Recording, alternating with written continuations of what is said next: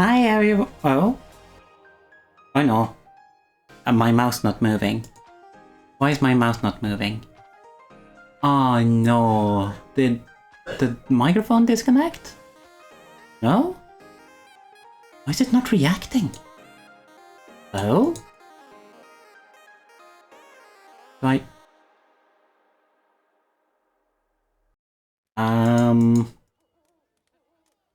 Okay.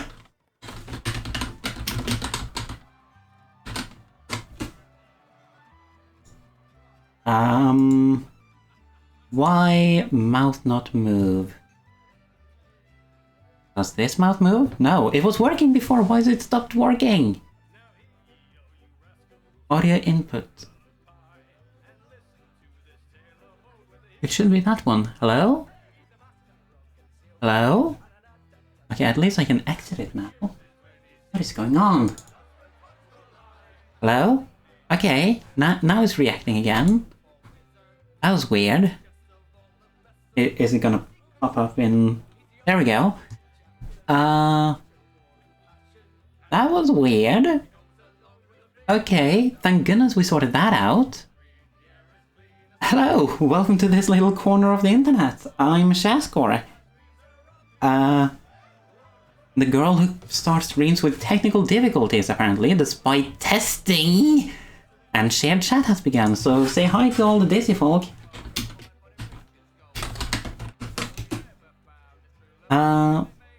And apparently the audio is just barely broadcasting right now. The music, I mean. There we go, more like that. Hi everyone! Shoot, I forgot I was gonna do this thing. Because I may already have drawn the thumbnail for today's stream.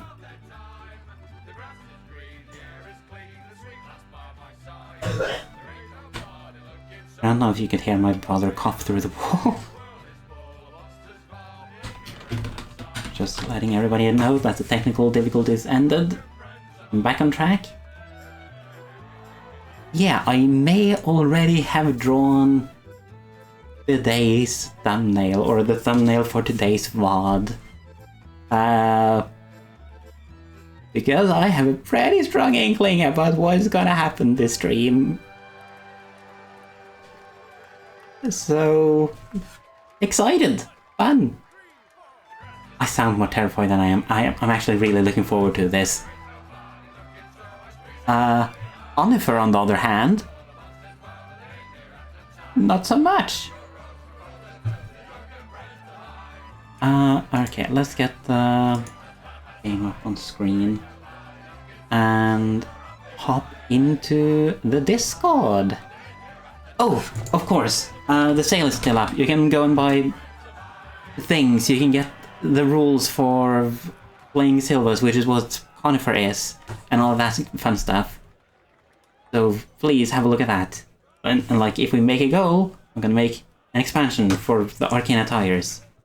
But also, if you watch the Silver video, you can like get the Silver rules for free. Have fun with that. Okay, into the Discord. I'm always online. Hello. Unless it's like the middle of the night. Hello. Hello. We're now live on stream. Hi, stream. Hello, Get the chat. camera. How's it going? How's everybody doing? Asking me or asking chat? Thumbs up. Yes. I am asking you and chat. Okay.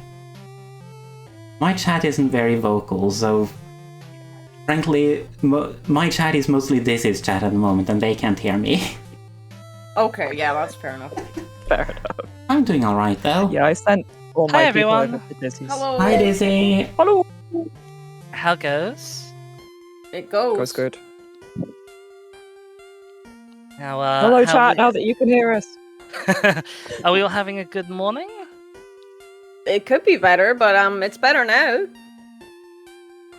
TNT makes things better. Gardening. Yay! So do we all want to talk about what happened last session? What you all got up to? I did the Yes. recap last time. Somebody else do the recap. Be brave. You do also have the most detailed notes. Hi, I'm Brave. How are you? Okay, let me look through my notes. We climbed a mountain. Uh-huh. We found a funny little sticky rock creature. Well, it was a sticky creature covered in rocks. Let's get this correct. Let's get this correct. Yeah, it was a sticky creature covered in rocks. Yeah. Melanie had jumped on it, and it was sticky. Wrestled it. It was great. It told us the location of some good rock. Rock we We need. asked it where the good Hematite. rock was. Iron ore. We set up camp. We fought a big frog. And then we found a big bird. Wasn't well. And now we're all gonna die! Our prospector nearly died from internal bleeding because he wasn't supposed to go rock climbing. Yeah. Cue the video. Yep. And- That's And then we climbed more, and there was a great white bird. Strange how that's the name of today's session. So yes, so last time, obviously you ascended into the mountain zone, your first time in a new region of this new world in which you find yourselves. You climbed up higher, in search of this iron ore that you were sort of more or less directed to by, as people said, a sort of an anteatery, porcupine-y creature with rocks stuck to its back and sticky hair. And yes, you took shelter in a valley overnight. You watched as a great thunderstorm came in and then got swallowed up by some mysterious creature on the horizon. You fought a frog and you nearly got swallowed up yourselves by the frog. And then you climbed. And when you climbed, you came to... Oops. Hang on, I'm trying to move you to the right page.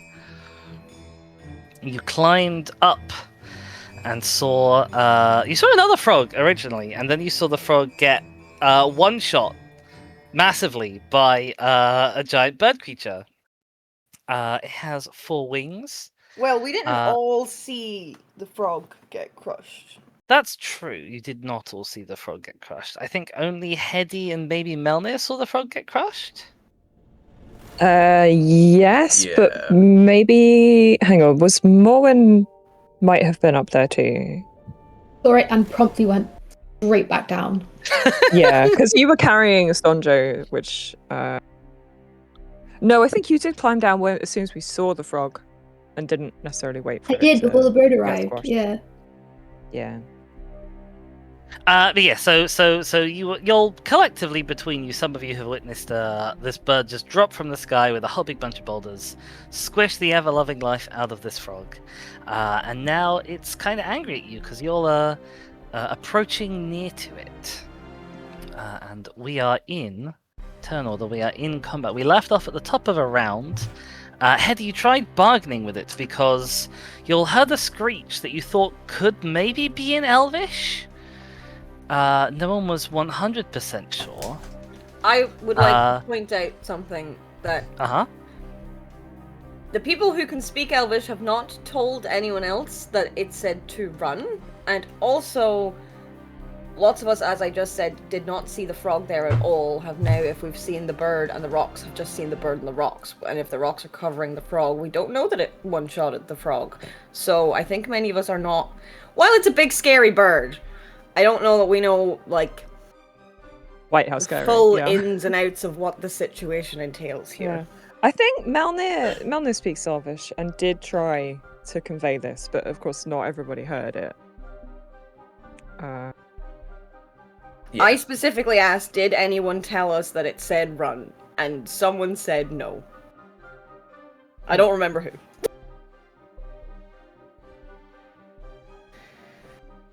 I think Hedy eventually said it. No, I feel think like it was Melnir, like, Melnir. I feel like Okay. Melnir like gestured at people to like. Yes, not Melnir was come- trying- Melnir definitely gestured, yes. Melnir was Wasn't trying to gesturing. convey the situation through the use of interpretive dance and charades. Yeah, Yes. so I don't think anyone actually said like, oh, the bird told us to run. No. I think Melnir just like gestured about not coming up. Big And scary one. that's it. But Melnir did end the session by charging at it, so we're getting mixed messages. Well, Yeah. For sure. Yeah. Absolutely. I Mhm. thought people would start not heading up, possibly. But I just people are think, heading like, up, just me so- as a person out of character, like, I think this is a bad idea. But I don't think Delphi has the full lay of the situation. So I just wanted to put that Your out there characters are allowed- before we yeah. go and die. Your TPK. characters are allowed to make what you, the player, knows to be a bad decision. Yes, I think it is probably better for when player character turns roll around to just establish some clear communication of what has gone on amongst the party, so that everyone can be operating sort of reasonably. But for now, at the end of last time, when the bird took its last turn, it sort of levitated some rocks up because there seems to be a power that it has. Now it is going to fly. This thing has a heck of a fly speed. So it's going to fly up and over near Melnir. And it's going boy. to end up about 20 feet up above Melnir. And then with those rocks that it levitated last time, which we're going to say, for argument's sake, of these two, it is going to repeat its little dive and slam attack. It thuds to the ground. You hear a sickening crack as it and all the rocks around it, only a couple of rocks this time, collide with the ground. I'm going to ask Melnick, could you please make me a dexterity saving throw? Yes. Second, I'm just gonna... Right. What do I add to this? Do I just add my dex? Is that right? You add your Oh, dex, and if you're proficient with dex saves, you'll Yeah, add your okay. proficiency bonus as well. ooh, that's only an 8. That's only an 8. That is not enough to succeed. Can you please take me 5 points of bludgeoning damage and a further 5 points of cold damage? Okay. Because it turns out these are icy boulders. The rocks have elemental Damage has types. been taken. But yes, that has exhausted its supply of levitating floaty boulders for now, at least. Are When the you say boulders they're still in icy one rocks- piece? Or have they been shattered into... Yeah, they've been smashed. They've probably been damaged and split, but they haven't been pulverized. Okay. But yeah, I mean, are they, when you say icy, they're not like we can melt them levels of snowballs, right? They are No. rocks. They Okay. are rocks. That's disappointing. Not that I have any means with which to melt them, but still, it would be nice. Okay. Hedy, you're up. It's your turn. Okie dokie. Well, I'm over here having given away my stealthy position by trying to talk to it last time, and it was not convinced. But Wisteria has joined me. Wisteria doesn't speak Elvish, right? So she doesn't know what's No. going on.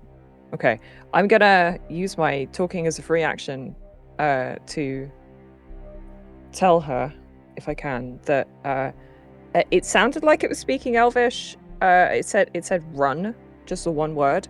But I tried talking back, but it wasn't having any of it. So I don't know if it really said that or if it was just a roar that happened to sound like it. But it did just attack Melnir. So I am going to cast Hunter's Mark on the Great White Bird, Uh-huh. which does not require it to make a roll, so it is simply the target of my attack. And that's a bonus action, so I can then make an attack. Wahoo! I'm assuming I can just... How far away is it from me? I mean, Not I have a long tremendously. bow. I'd be surprised It's- if you were not in range. Yeah, well, absolutely. I was just, it's not so close that I have disadvantage, or so far away that I have disadvantage. So we're all good. That is, oh god, that's a 5 plus 4, which is 9. But if I remember correctly, I have Bardic Inspiration from Delphi. I wrote down. If you That wrote it sounds down and right you to haven't knocked me. it off, you probably do. What is your Bardic dice? Is it a 6 or an 8? It's It's a a six. D6, yeah. I don't know if I'm going to be able to turn a 9 into a hit with a d6, but I'm going to try. That's a 5, so 14 to hit. Is not enough. Boo! Ooh. An arrow whistles past it. Morwen, you are up. Right. Everybody is charging in against Morin's better judgment, but that's fine because everybody has their own judgment. Judgment could be wrong. Morwen was kind of acting as the designated survivor last time. You said you were going to carry Stonjo away. I think I was gonna pop Stonjo down somewhere safer than up there Mm-hmm. and try and help people because we're engaging. she's not one to pass up an opportunity to hit things, although she would rather not die. So I will conjure safely into a rocky crevice. But not literally, because I don't want rock falls to occur.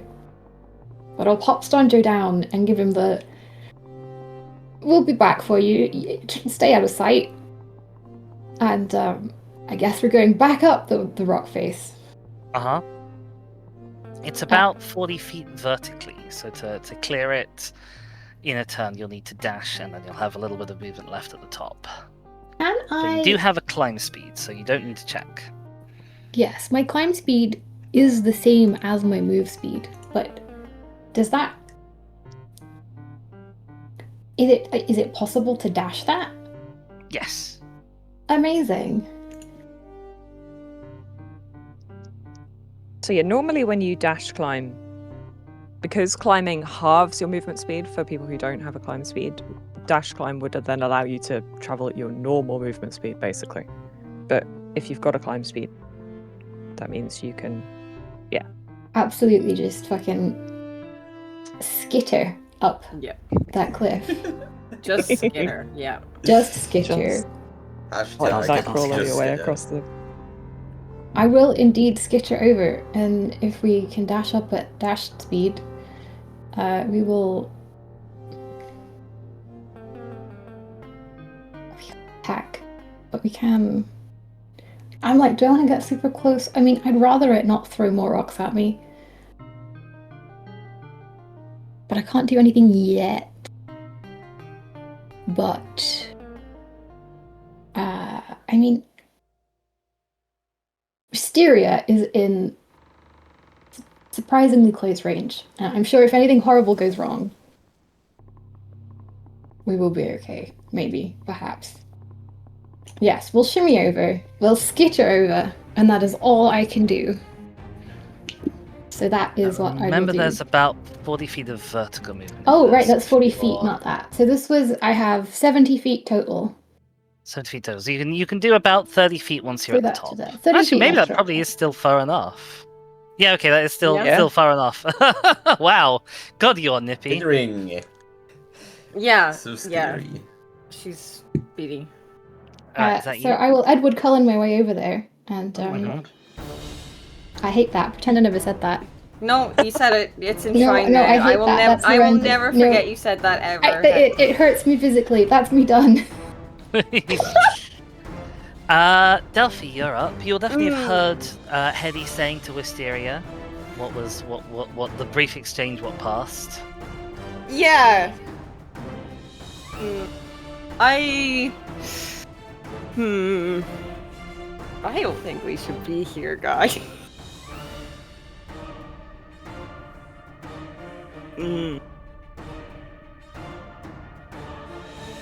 Guys, you think we should just run away? Yes. Yes, says Smallwood, having run directly towards it. Yeah, I know. Yeah, exactly.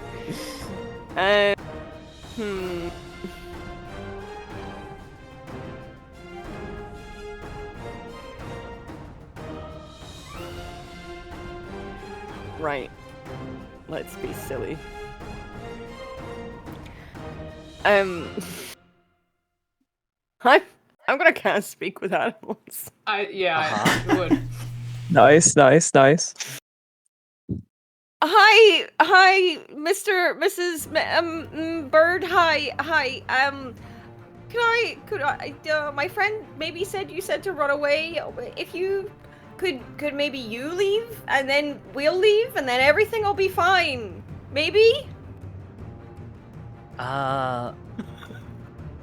She is panicked, but she's trying. The creature does not speak back to you in a way that would suggest that your speak with animals is working on it. Because your speak with animals, just to double check, speak with animals works on beasts specifically, right? Yeah, it does. Yes. So it doesn't speak back to you. But if you say this, it will once again do that shriek, which those who speak Elvish, unfortunately not you, will interpret as sounding kind of like the Elvish word for run. I don't like that. That is your action for the turn. You still have movement, and you can still dish out Bardic Inspirations with your bonus action, because I know, obviously, I Hades just only used have hers. one of those left, apparently. Out of 3. I'm just like, the stipulation of communicate with beasts for the duration. And I'm like, yeah, beast is a whole thing in D&D, but like the fucking spell's called can't speak with animals, and there's animals that are not covered by beasts, and I think that that's just stupid, and I would just like to have a word with whoever created the spell. Anyway, I think I'm just gonna hold tight. Okay. Wait.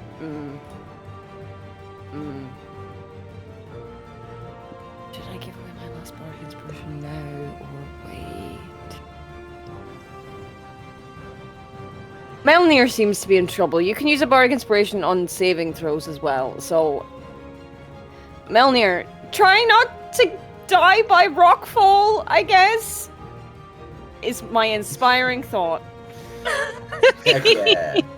So, Melnir, you can now add a d6 to an ability check, an attack roll, or a saving throw. Nice. You can add it after seeing the roll, but not before knowing the outcome. Melnir is so inspired. So inspired, I'm so glad. So inspired. And that's me now. Well, Melna, you're so inspired that it is now your turn. Melnir is so inspired, he's going to try and hit it. Uh-huh. It is it did crash on the ground, didn't it? Yeah, so it's... Yes, it is yeah, grounded. Okay, I'm going to make an attack roll. I believe dice. That is an 18. An 18 is enough to hit. Roll me some Oh damage. my god. Here we go. I can re-roll that dice because it's great weapon fighting, so give me a second. That is 13. 13! Wow, that's a big hit. 13 points of damage dealt. How? Now, Melnir is feeling so inspired Uh-huh. that Melnir is going to action surge Oh, and Nice. attack again. Have you got an action surge? How many did you get? We had a rest, didn't we? After we defeated the toad, didn't we? Yeah, we had a Yes, you had a short after the rest. Toad. Yeah. Short rest. so- Yes, of course, yeah, it comes back on short rest. Yeah. You're right. I was like, we haven't had a long rest since. No, yeah, of course it recharges. My bad. Now, I know I was given the Bardic Inspiration for saving throws, but It's not. It's for ability checks, attack rolls, or Yeah. saving throws. It's up to you. I have fears that a 16 may not hit, so I'm gonna Bardic to be super sure, and add a 6 to that, so that is a 22.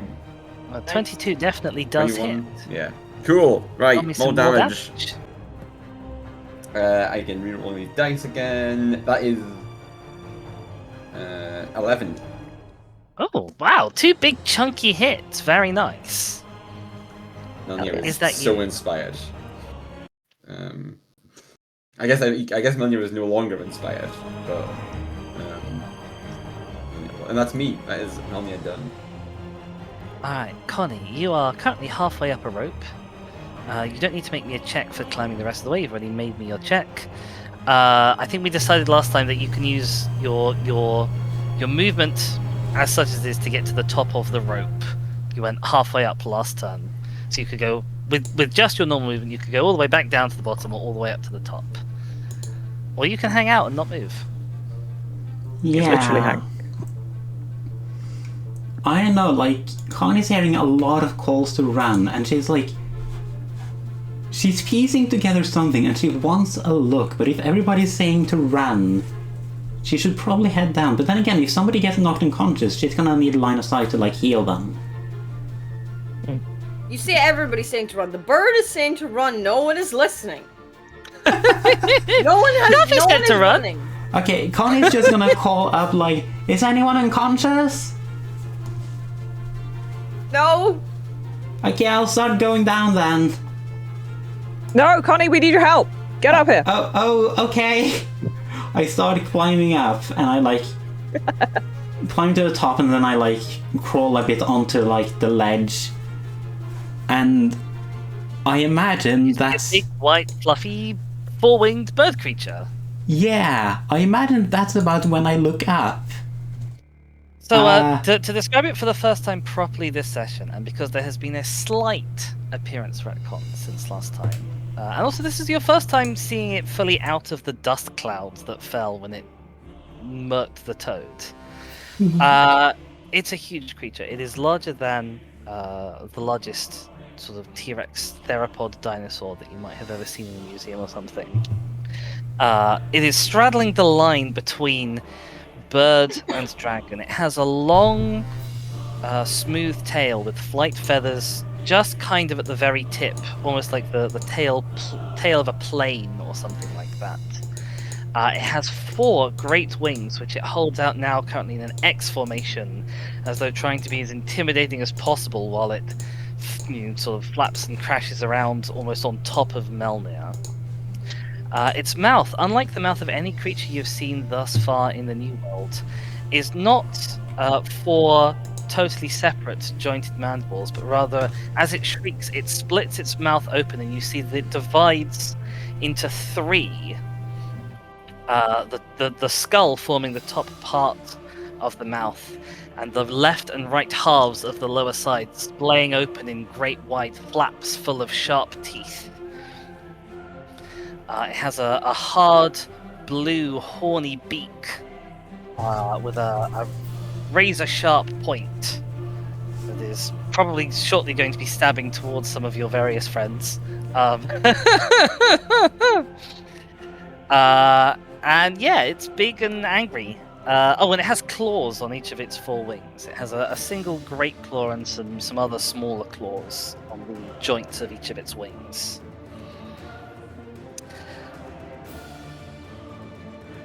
Oh boy. Yeah. Connie like climbs up, and like after like crawling a bit away from the ledge, like she's probably still on the ground because she doesn't have enough movement to actually get up. And like she sees this and she's just like stunned and starts muttering, "No, it's too soon. There was supposed to be more time," and like probably not like doing it consciously, and probably not expecting to see any undead, but nonetheless, there's a dead woman walking here, and she uses Eyes of the Grave, reliving her vision. You do not detect any undead within 60 feet of you that do not have full cover and are not shielded from divination magic.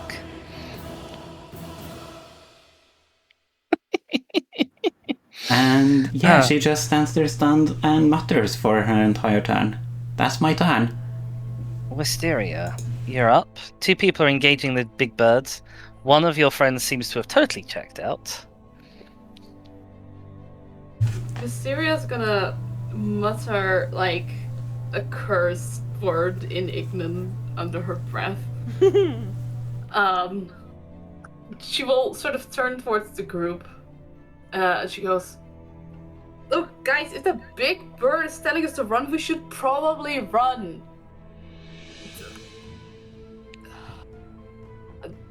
Delphi, get down. Take Conifer with you. Hetty, join them, please. I'll try to get Morwen and Melnir out of there safely." Mysteria's just fully taking charge. She's like, "Get the fuck out of here, everyone." This is what the situation needs. Yes. Full thumbs up from Morwen. Yep. And yeah, she will run towards the 2 actively engaging the big bird. And God, what's she gonna do? So, as an option that I wish to put forward, if you wish to do it, if you want to attempt to grapple Melnir, Melnir can choose to automatically fail and just let you grab them. And then the remainder of your movement you'll be able to take at half speed because you're dragging someone, but you'll be able to drag Melnir away with you if you so choose. I was That's an option. considering this, but I don't know if then the bird gets an attack of opportunity. It depends. If you leave the bird's reach, it might well do. It would have to have a 10-foot reach, but given the size of its neck and tail, you'd guess it probably does have a 10-foot reach. But it wouldn't get an attack of opportunity on Melnir.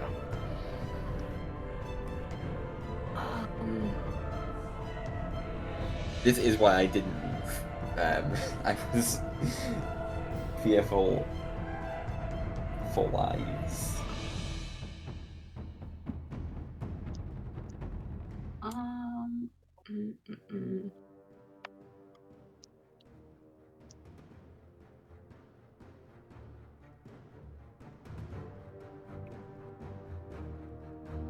I think that's my only reasonable.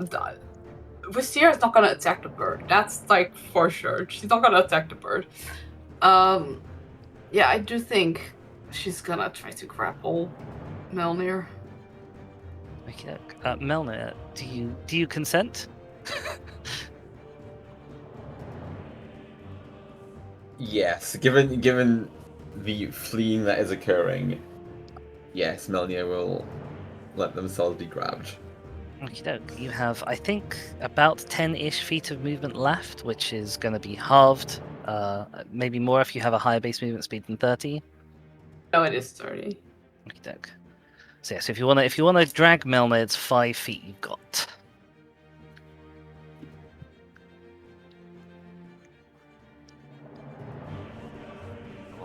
Whoops! I'll move a little Melnir to follow you because obviously I know you can't do that. Yeah. You grab Melnir and drag him away. As you do, the tail of the beast flicks out to try and catch you. And just sort of whip round into you. I'm guessing it probably hasn't hit you though. That is a 10 to hit. That misses. Is that your turn? I mean, I will push Melnir like behind me, like not facing the bird, but other than that, Yep. Reposition your tokens. yeah. Get them swapped around. Yeah. Good. Okie doke. The bird's turn. At the start of the bird's turn, Melnir, you struck 2 great blows with your sword. You sliced into, let's say, because it was sort of kind of dropping down on top of you, you sliced into it maybe somewhere at its hip, near the top of its hind leg. Interesting, the only bipedal creature that you've seen so far in the New World, apart from obviously yourselves. But as Wisteria grabs you and starts to drag you away, you'll see that from where your sword slid out of that great gash, the flesh starts to stitch itself together. And by the time Wisteria's finished dragging you away, there is barely a scratch or a scar left from that wound. Oh dear. Oops. And then it's gonna do a thing. It's gonna reach down with its mouth. It's going to attempt to grab Morwen in its mouth. I'm Love gonna that ask for me. Hex. It's trying to grapple you. You can make your choice of a strength athletics or a dex acrobatics check to avoid being grabbed. That will be an athletics 200%.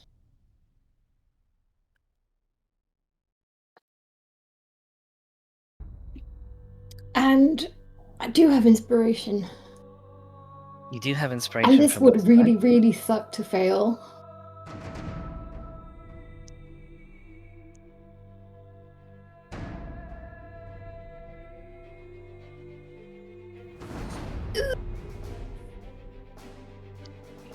Sure, we will inspiration it. I didn't need to inspiration it, but it's fine. I made the decision before we know the roll, so that is You do why. make the decision before you know the roll.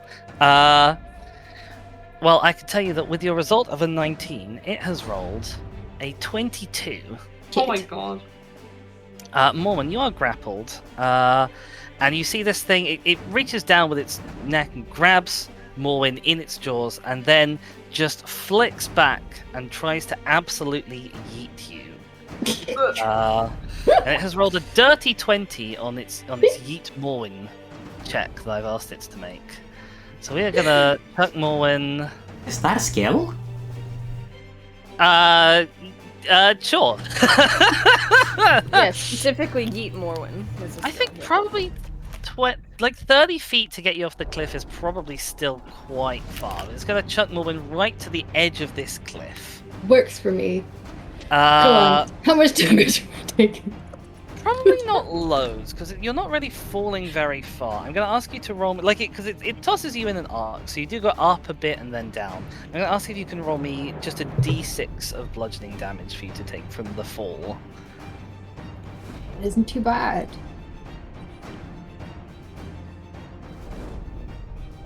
I'll take it. And then it is going to... What's it going to do? It's going to hoppy back.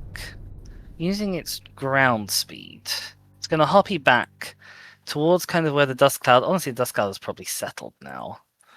I'm gonna grab more rocks.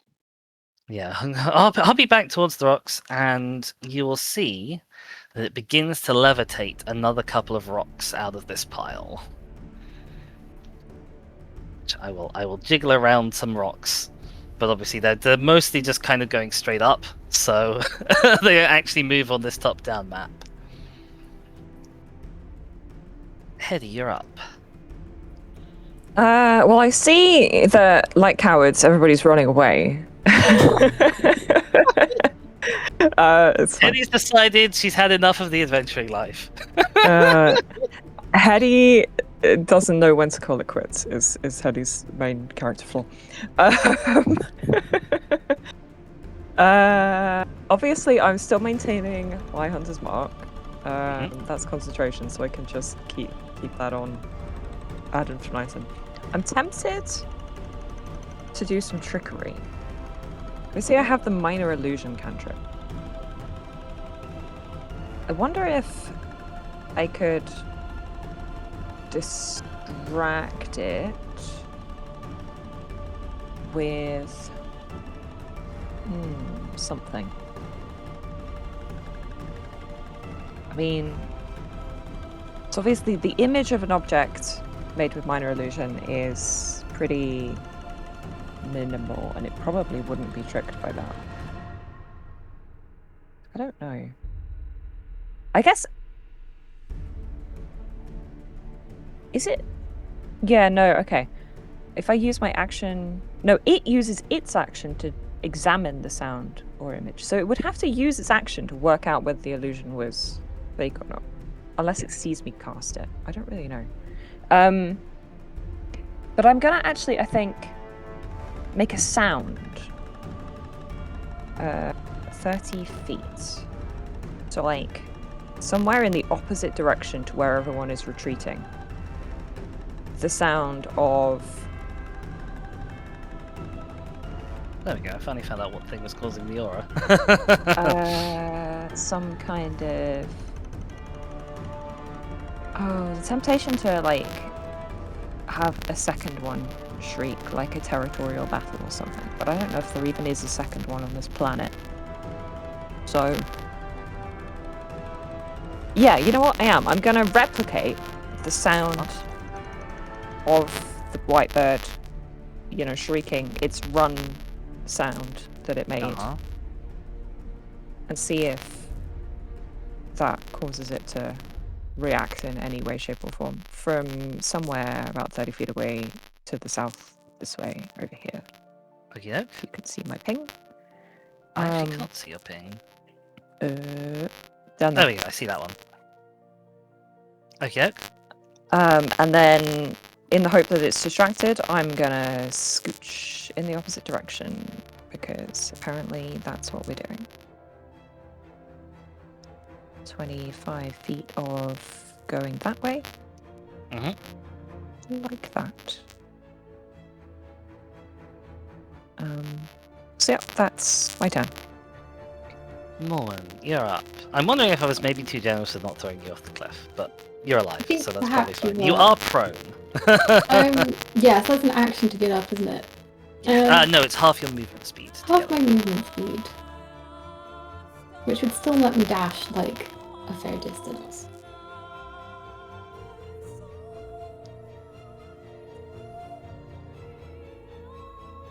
Yes, I will stand up Mhm.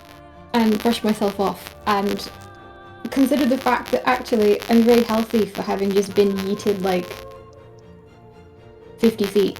It was wasn't- 26 feet at the time. 20 feet. That That makes wasn't you too feel better. bad. Yeah, fair enough.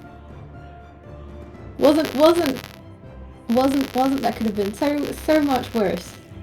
Count your blessings. And we have half movement, which is like 15, 16, 17. 17 and a half feet, I think. 35 halved is somewhere in that realm. Yeah, 17 and a half sounds right. So we can still get long way down. This is 40. So we can still dash nearly all the way down this cliff. You skither up, you skither over. We skitter back you skither down. away. And then we'll pass, yes. Delphi, you're up. Hello, yes. How far is it down? Like, I want to be going down the rope. And If you want to be going down the rope, it is 2 turns of normal movement. 2 One turns. turn if you dash. Okay. Well, then I will use the rope and I will dash. My sister yelled at me to leave, so I'm doing that. And I can move a little bit away from the rope if anyone wants to also use the rope. And that's me. My big sister said in a very stern tone, like, basically get the fuck out of here. So I am going to listen. ask you for a strength athletics check for climbing down. You do have advantage because you're using the rope. Right, strength athletics. I'm pretty sure I have a +0 to this. I used to have a -1, but now I have jack of all trades, so I don't have any minuses anymore. I'm going to say if you are dashing, I'll allow you to choose differently if you wish. If you are dashing, it's going to be a slightly higher DC for trying to get down the rope in a hurry. Well, I'd rather not be on the rope in case anyone else wants to use this. Why I'm still gonna dash. Okay, look, just I got a 14. 14 is very fine. 14 is definitely enough that you're not suffering any incidences. Okay. Melnir. Yes. Melnir is also going to dash towards the rope. I don't think I can get to the rope and down the rope though. Maybe not. I only have a mere 50 feet of movement when dashing. You'll probably be able to get about halfway down if you dash. How does it work with Melnir being grabbed by Wisteria? Wisteria can choose Wisteria to let just go at any choose to release. time, but if Wisteria Yeah. doesn't let go, Melnir has a speed of 0. No, I would have let him go at the end of my turn. Okay. Yeah, okay. I will just dash towards the rope and then down half the rope. Yeah, halfway down. What's the chance that I would take damage if I just let go of the rope halfway down? You'd fall 20 feet, which would be 2d6 worth of damage. Too much? Oh, that's not worth it. That doesn't seem worth it at all. Can you make me a strength athletics check with advantage? I sure can. This dice. With advantage, that is a nat 20. Oh wow! Yeah, okay, so you that's are 25. monkey-like on this rope. You are also not in danger of falling. Excellent. Unless I let go. I will not let go of the rope. Is that you? I am blocking the rope though, and there's 3 people still Don't up do there. it. No, that'll be me down. I guess I will just stay on the rope. Connie, you're up. Okay. Okay. Yes. Connie would like snap out of it. Still looking horrified. She just go. You have to run. You have to run. We can't fight this thing. Not yet. And fleeing for her life, she's just gonna go to the ledge, hang off by her hands, and then just kick off the wall and jump. Okay. Bold decision. Can you make me a dexterity acrobatics check? This will reduce the impact of your fall if you are just jumping. There's the acrobatic. It's not 0. Oh damn. It's -1. That's a 20. That is enough to reduce the impact of your fall. I'm going to say instead of the normal 4d6 that you'd roll for falling 40 feet, I'm going to ask, can you roll me 2d6 worth of bludgeoning damage, please? So it's still going to be a heck of an impact. Well, technically, I am 4 feet 10 inches tall, and I'm hanging off the ledge, and that's adding a bit of length, so I'm not falling the full 40 feet. I'm just going to do the Okay, full roll. can you roll me 1.5 d6? I can try. 1d6, 1d4. Roll 1.5 d6. Oh my god. That'll work. No. No. That's so sad. I'll just roll. Yeah, How much can you was roll it? me 2d6, please? Oh, for your 2d6. full damage. 6 is not so bad. 6 is not so bad. I can handle 6. That's pretty good. 6 is very average, actually. Is that you? Oh, you can move your token down to the bottom of the cliff now as well. No, Joe, we have to run. I say, hitting the ground. Probably prone. You have a prone marker? No, because you were successful. You've landed upright. Ah, okay. Yay. Wisteria. Most people are now down the cliff, or on the way down the cliff. Yeah, Wistaria's gonna run up to Hetty. Grab her. Yes. Okay, If okay, she'll- interesting. If she'll let me. The temptation just to be really stubborn and not let you is immense, but I can still try to grab you you anyway. can still try. Well, Sirius just like picking up everyone is just like, you're all dumb, let's fucking go. Yeah. It's great. I love Uh, this. It's like I'm gonna really grumpy, like, oh, for God's sake, get off! I'm going. But I'll let you grab it. She'll let's see, that was how many feet was that? 16. Yeah, and she'll sort of not drag, but just like how you grab someone by their arm and then like pull Just them give them a along. a good kind of shove in the right direction. Yeah. Yeah, Mhm. and then I sort of almost like push Hetty in front of the rope, like Get go down. down. There's a rope. Use it.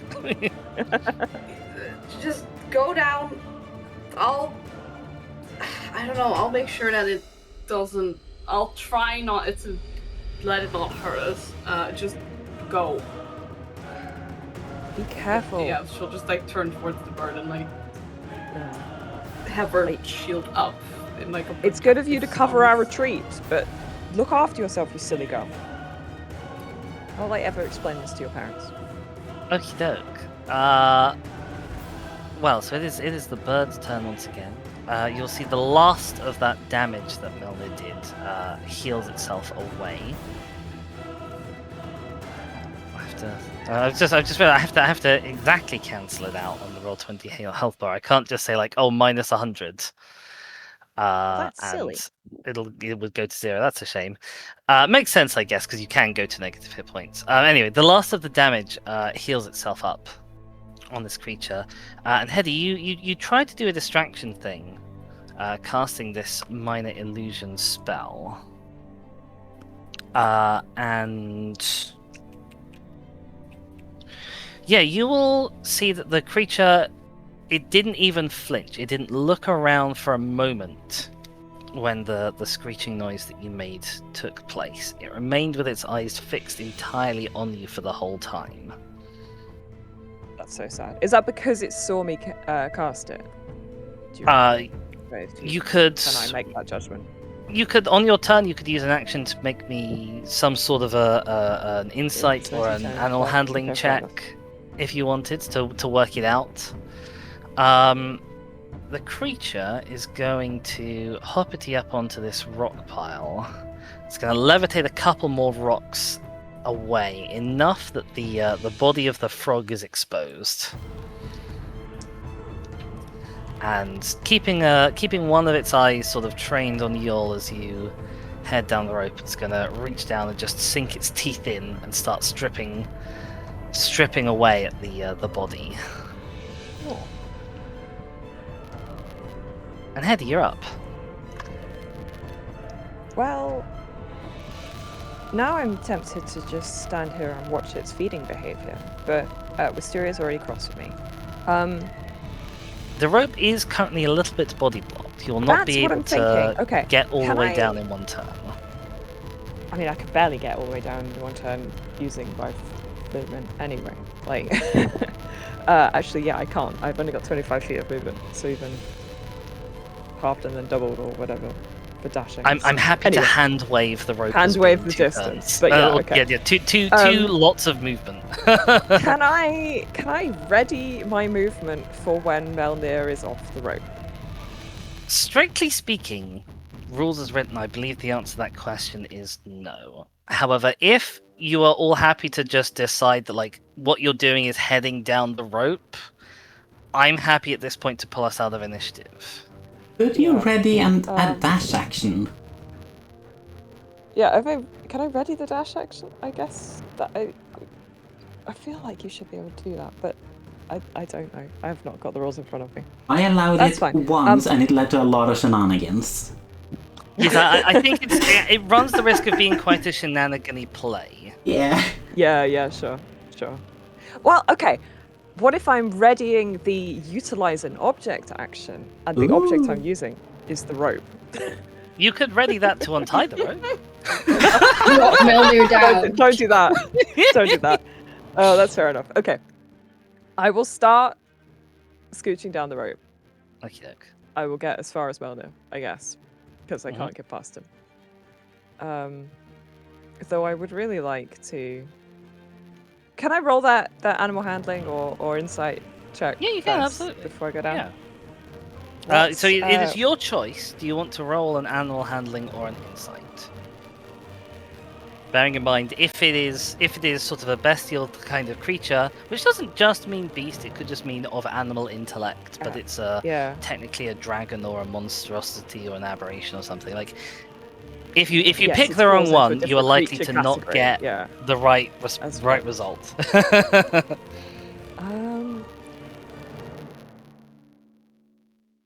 I'm gonna roll animal handling just because I'm also interested now in the fact that it seems to have lowered its hostility and is now happily eating. Like, is it just content to chow down on this frog and not really give a shit about us? Or is it some big brain play because it's actually got an intellect of 25 or something? Okay, well, I'm gonna roll animal handling. Is it behaving like an animal? That's a 16. 16. The fact that sort of having appeared to have driven you away, it returns and chows down on the food, suggests that it's behaving in sort of quite an animal instinctive way. But there must be some greater intellect there, because like I said, the fact that it didn't flinch at all, and it was looking at you the whole time you were doing your somatic components for that spell. Yes. You mean, there's not even any magic in this world, like spell casting of that nature that you've seen. The only things that have used magical effects have seemed to do so almost instinctively. Yeah. So it's a shame. Wait, do we have a if sorcerer it managed to in the party? make No, we don't that have a connection between you doing your magical shenanigans and the noise appearing, that would suggest an intellect far greater than anything you've yet found. sorcerer. Yeah, okay. But for now, it does seem to be happy to do just kind of the animal thing of it's driven off whoever's nearby. It's gonna it's gonna claim and eat the kill that it got. That is fascinating. I have modeled this interaction on when someone like a lion pack takes down a kill, and then there's it's trying to defend them against hyenas and stuff.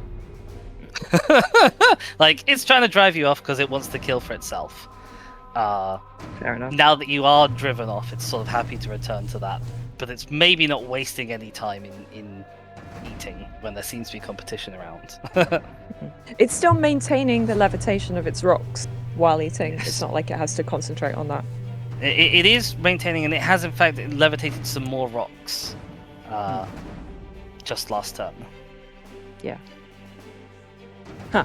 Okay. Yeah, so I'm gonna proceed down the rope when possible as well. Okay, are you all heading down the rope and leaving? Yeah. Is this the general party plan? Yeah. I don't Well, think so, yeah. sure. All right, okay, I'll pull you out of initiative, so you can all head down to the bottom, regroup, or possibly run as far away as fast as possible. Honey I'm gonna is grab almost Stunter and I throwing think- herself off the cliff. Too fast carrying. That's Yeah, how is- the hex? Sorry. Oh, if we're carrying Stunder down, we can't go too fast. I think.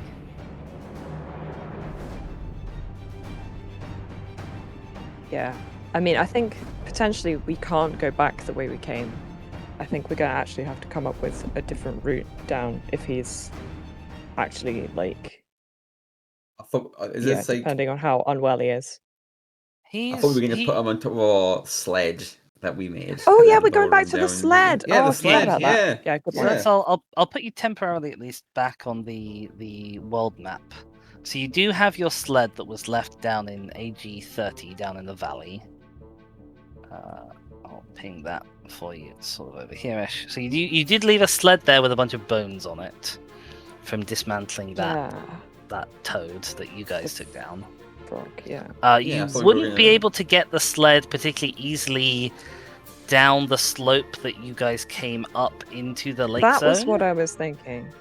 So my assuming, I mean, question, how battered are we? I mean, obviously, Melnir took damage, It was. Connie took damage. Who else took damage? It took a little bit. Yeah, Delphi took a little bit. I'm Um, fine. Yeah, okay. I am physically fine. My pride is possibly dented, but so I was thinking, How is Morwen potentially- doing on the pride front, having been tossed around like so much litter? oh, like a ragdoll. Yeah. Morwen is alive, and these people don't really matter. So her pride her pride is fine. Morwen's got a different kind of ego, I think. So I was thinking, finding a way to the north and finding the shallower slope down off this mountain is a valuable thing for us to scout out. It potentially delays our speed of travel considerably. Like we will probably need to camp overnight again, Okay, so but it might be that's useful okay. information. so like I I think. don't know. the plan I with think the the sled. big bird doesn't want anything to do with us if we don't want anything to do with it. So I think, Yeah. in that aspect at least, Yeah. I think find a way down will be a great idea. Because I don't think scaling it to get back up was not practical for continued like- exploration, I'd say. The idea with the sled was to basically like attach ropes in like each corner of it, basically, and use it as a stretcher and lower it down horizontally off the Yeah, side of the potentially. cliff. Yes, that was a suggestion that That was people a came up with last suggestion time for as sure. well. Um, Either way, are you Okay, heading we'll back get to the sled down to the valley? yes. So move back to one hex to the left, and Can we return not to our former essentially- campsite. I know I mentioned Baby Bjorn as a joke, but can we not essentially attach Stonjo to Morwyn, and whilst it will be real slow, get him down fairly safely? I guess depends on how much that hinders her climbing. Yes. Because the other thing is, we were using Morwen to like fix the ropes and stuff. Anchor things. Yeah. So she went up first, which was how we got the ropes up in the first place. I think going Obviously, down going a little bit, down, that's yeah. different. Easier. But yeah.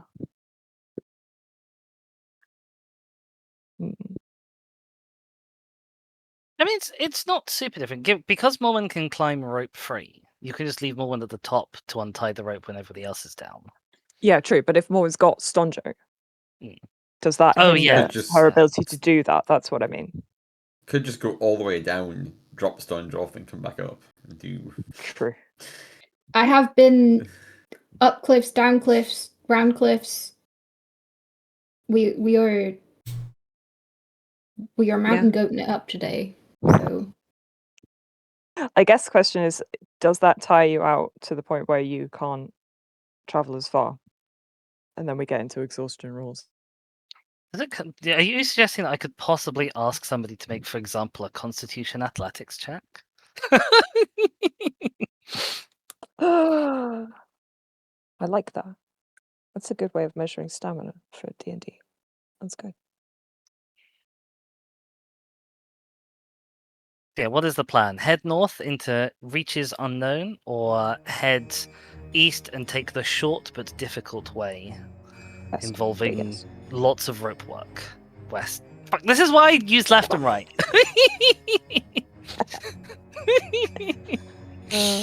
If you're gonna use left and right, you may as well not use north and south either, though, because then you're putting in north left and north right. And Yeah, you're but just we putting need in... up and down to mean altitude, though. That's the problem. Yeah, I guess. Aye. if we think we We're can sad. get this, That's what we need.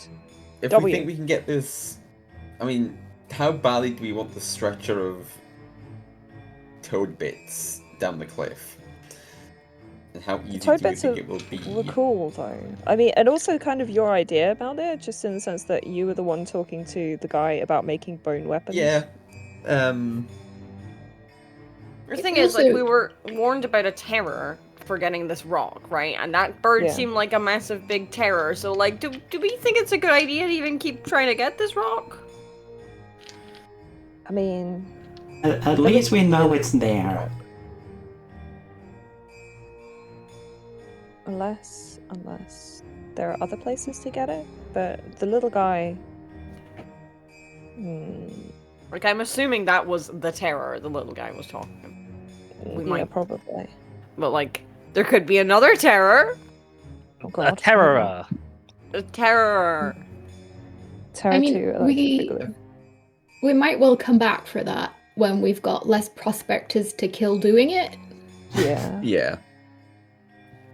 So yeah, I think retreat, regroup, reevaluate, and then come back. By the Be way, ready. in character, Connie isn't partaking in any discussions. She's just like shell shocked. Yeah, absolutely. Hmm. Hetty is gonna go over there and give her a little bit of a once over. You know, you barely took any damage. What's up with you, child? And then, you know, maybe insight checking her, see if I can work out that this is a psychological issue rather than a physical issue. I thought we'd have more time. What are you talking about? I Sit down. Tell your old Hetty. Is there any body of water nearby? Down in the valley, there's plenty of the sort of puddles that formed overnight. They haven't particularly evaporated yet. Okay. If you're looking for a more sizable body of water, like a stream or a pool, you might have to do a little bit of a wander to go and find it. Yeah, no, I'm not doing any wandering.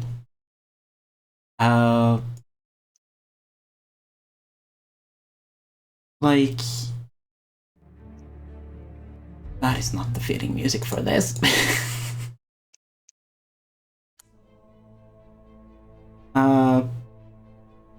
Funny is just like, I made a promise, but I thought we'd have more time. Tell me about this promise. What's all this about?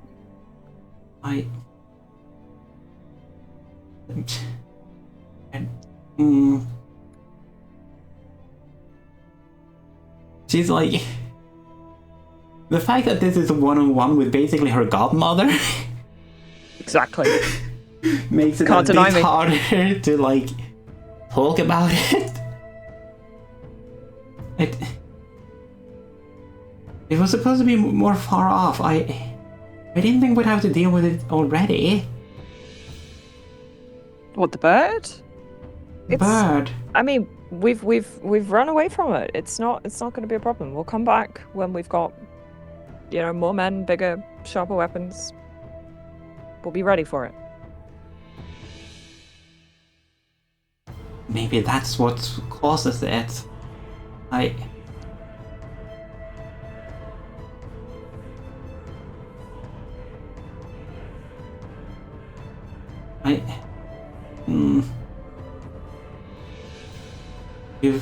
Did you hear that I went to the Grimlands? Your mother told me that you'd been away. She didn't tell me where or why. What happened? I mean, this is where you've got the eyes of the grave from. Last time I saw you, you weren't doing anything like that.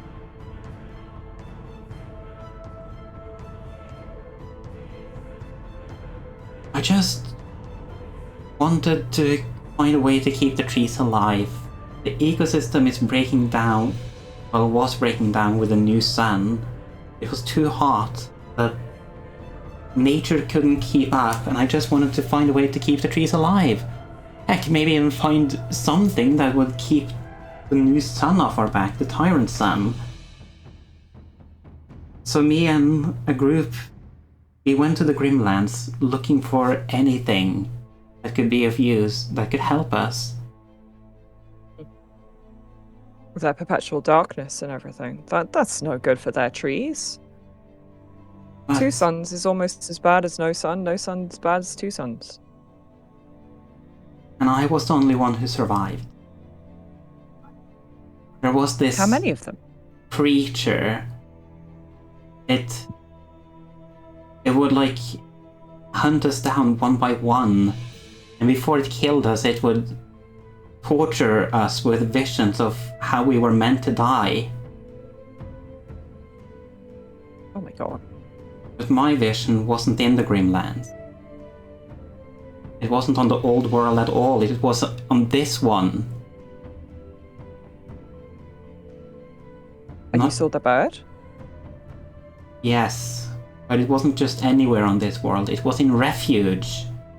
It was in the town, and I saw all of you, and I saw the bird. What did it do in your vision? Well, I said it was it the vision of destroying the how I town? died. Well, yeah, I know, but what was the bird doing in the town? Was it attacking the town? I didn't get to see everything. There was fighting, I heard weapons being swung, I heard the bird screeching. There was a man. I thought he was the one who did it, but when I saw the bird with the stones, I don't know anymore.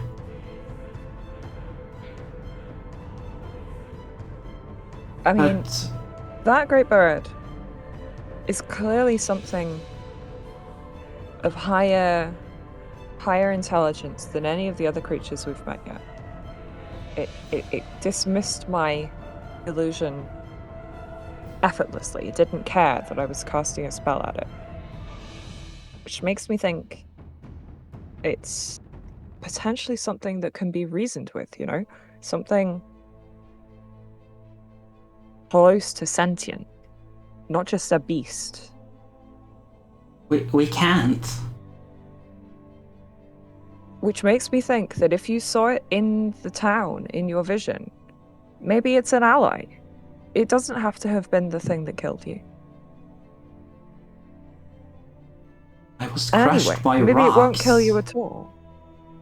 You were crushed by rocks in your vision? Yes. Rocks can come from all sorts of places.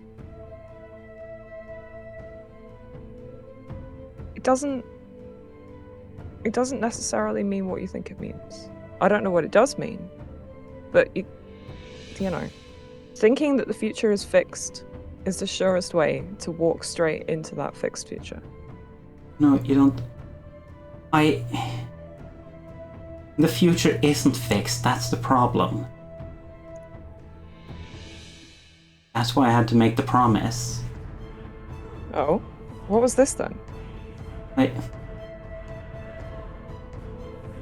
A while after, the beast that gave me the vision, it left in confusion because it didn't understand what was happening. And that's when the priest of the Yara approached me. They told me that I wasn't supposed to know how I was supposed to die, that me knowing was causing problems. But they gave me the choice.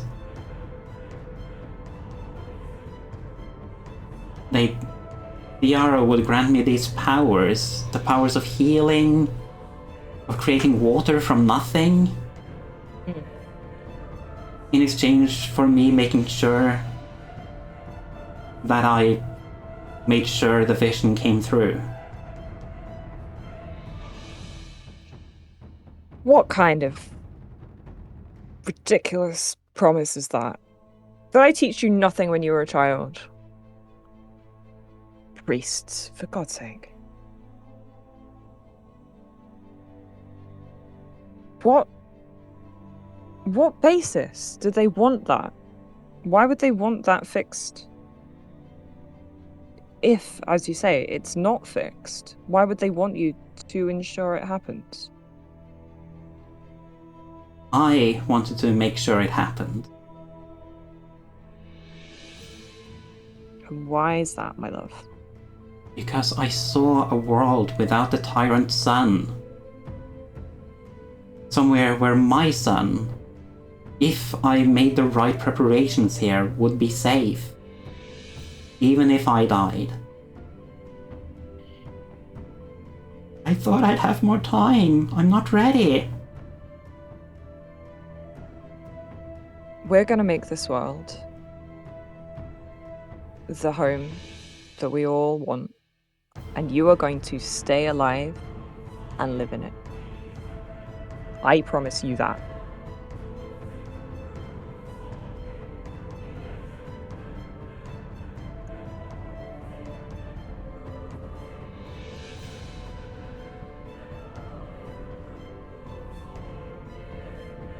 Anya just And Hattie starts just- crying. She doesn't know what to do. Heidi just sits down beside her and doesn't even say anything, just they sit and that was too much emotion for Hetty today. While the other two are off, it falls to me as GM to ask what everybody else has been up to down in the valley. Perhaps you guys have been coming to a stronger, firmer conclusion as to your route you're going to take. Maybe you've been up to something else. What's going on?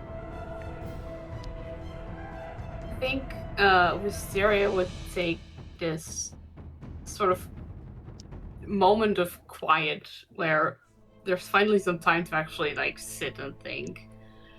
To sort of pull Delphi to the side. Hi. Right. Now that we've actually got some time to sit down and talk. Yeah. What are you doing here? What do you mean? You're not. Do our parents know that you're here? They know that I left, and no. Right. So you didn't. So you did you sneak out? Well, I told them that I was going away, and I'd be back soon. That bit may have been a lie because I didn't know when I'd be back, but I told them I'd be safe, Delphi, I don't. and they told me not to go, and then yeah, I snuck out. Right. So why are you here? Because I knew that you were going off somewhere, and I didn't want to be alone at home anymore without you. I wanted to help.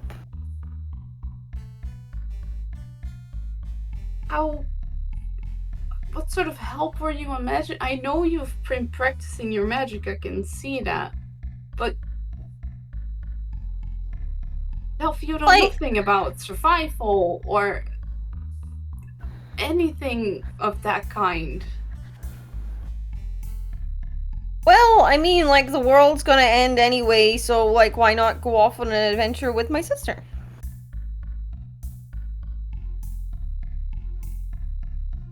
You could have at least asked me.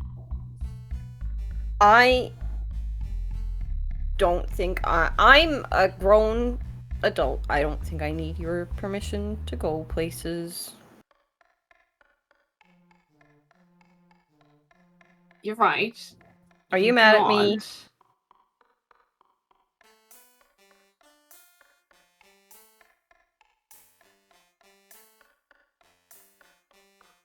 I can't always be there to protect you. Magic, I can protect myself. I have a sword now! You do have a sword now, yes.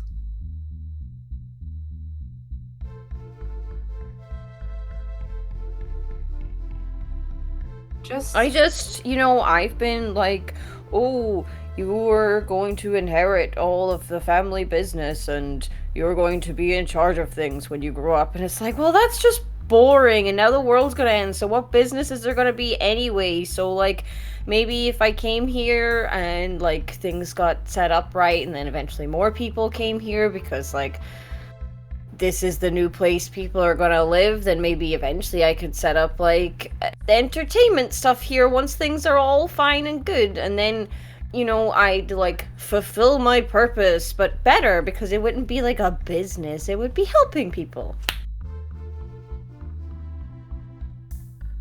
Because music makes people happy. But why now? You could have waited until we made this place safer for you and for them to come here and... Home's boring without you. I just wanted to come with you.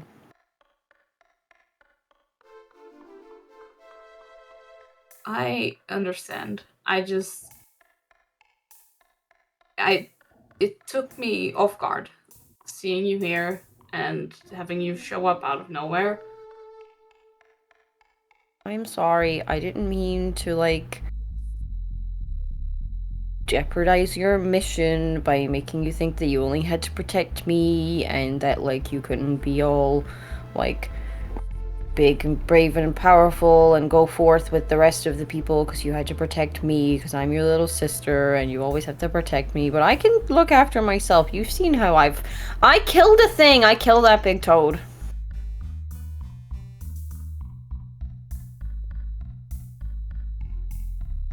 I can be just as much help as you can.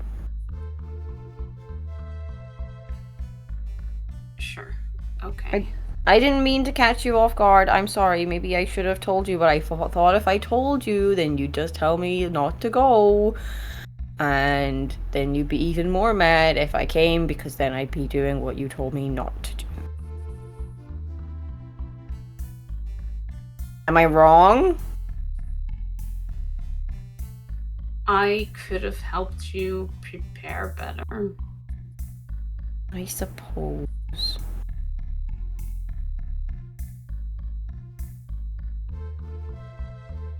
Well, maybe when we get back to Refuge, you can give me, like, some extra help with training with my sword. Yes, sure. We can do that. Yay. Delphi is, like, really sorry, because she can see how much, like, it did catch you off guard, and, like, you just don't know why she's here at all, and, like, it's not, like, you still don't quite understand, like, why she would have done this, but, like, she is very much just kind of still cheery and indignant, like, I deserve to be here, and you, like, it's still, like, yeah. She's just a naive, like, just about an adult person is like, I wanted to go off with my sister. Hex and Wrath, have you guys got any heartfelt confessions that you feel the need to make? Yeah, what are you two talking about? Lauren's gonna be making sure Stanjo's okay, because on the Pride front, Lauren is an insufferable teacher's pet. She doesn't care if you guys see her getting trashed, so long as, like, she's not in trouble with the big guy, and she's in trouble with the big guy if Stanjo dies. So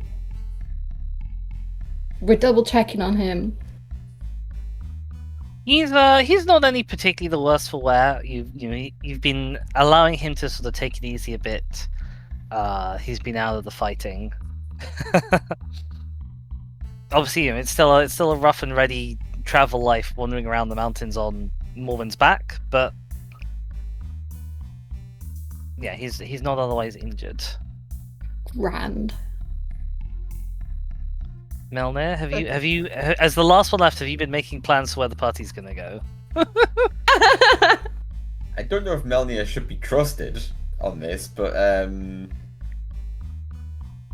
I don't want to wander too far afield, and there's no inkling of a different way down the cliff, I take it, from where we are right now. There's no, like...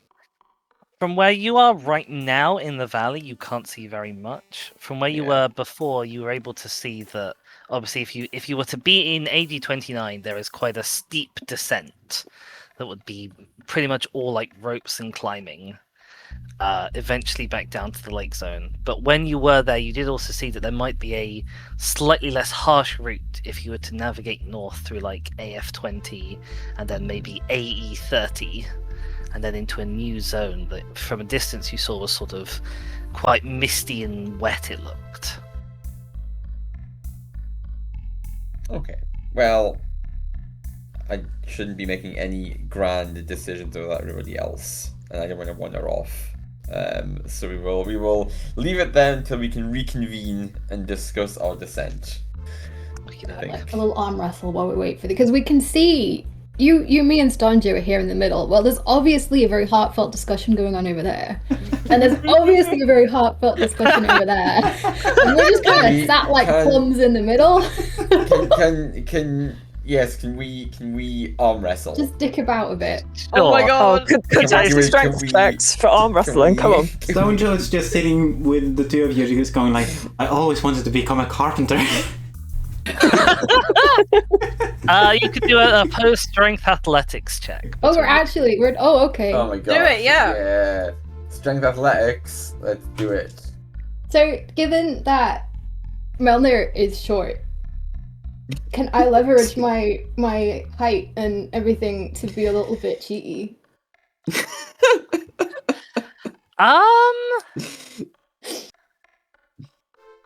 Although I guess he's like very stable, so strength Sleight of hand is athletics. a 5th edition skill, right? Yeah, Sleight of but I'm really hand, bad at yeah, sleight of yeah. hand. I'm probably But if Okay. better it's a off- strength sleight of hand check, Yes, not I was about a to say you can- dexterity. You can make me a strength sleight of hand check instead of a strength athletics if you want to be. That would be PTSD really about it. funny.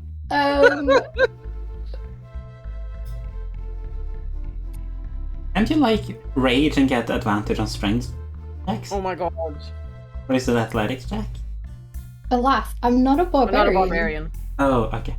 We will go with full on strength. We'll just go with strength athletics. That's not great. I rolled a 24.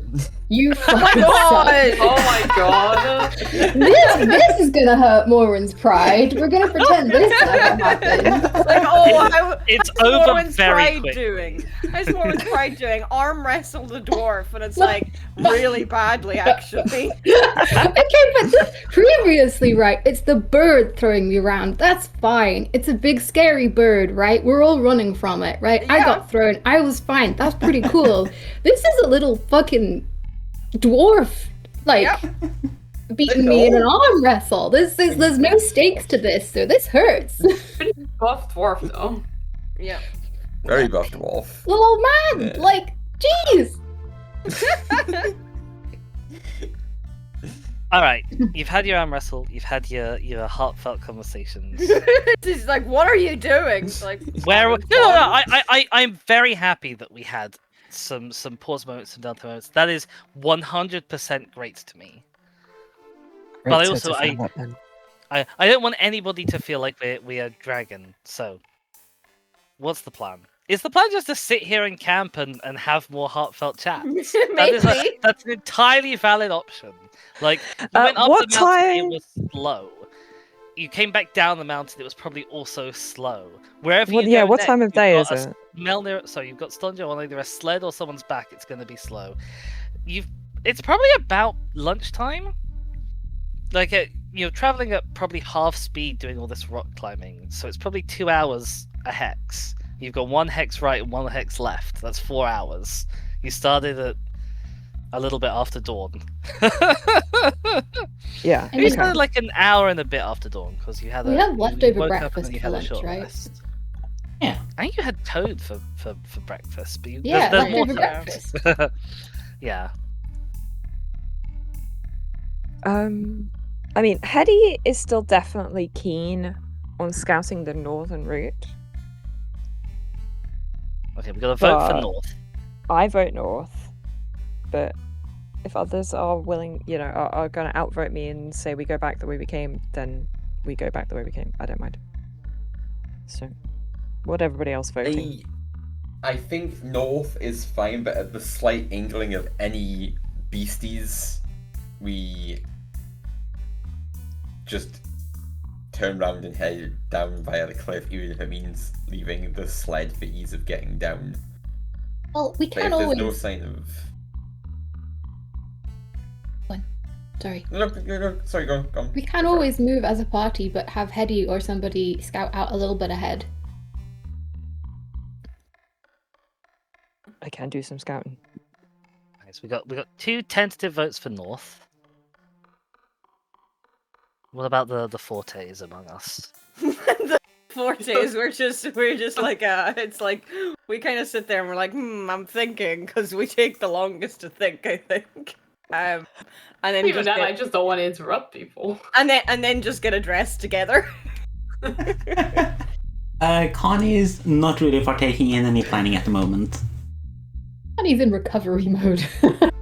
I think Delphi, having had this conversation with her sister, and also like when they were up there, like seeing her sister like take charge and be like, "We're leaving now." I think she'd be like, "Well, I mean, we do need those rocks, but if Wisteria thinks we should turn back, then I agree with Wisteria. But rocks." No, that is Oh. actually very fair of me. You do have other options than north or or left. You can go straight back up the mountain. Oh, I wasn't meaning to go straight back up the mountain. That's not what I was. I was like, just in general, like, we've been told we need these rocks. Like, Up I the don't think we mountain. should go straight back up the mountain. Absolutely not. I don't want to. I don't want to go near that bird.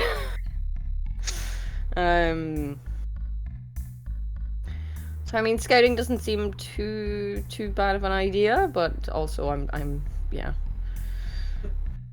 I don't know. I'm indecisive. So Wisteria would also go with the idea of scouting the north because that seems like for like future travels also like the best option. But she would very much want to discuss with the group that if they see a creature, either a small creature carrying a bunch of rocks or a gigantic fucking bird carrying also gigantic rocks, that the first thing that people do should not be run up to it.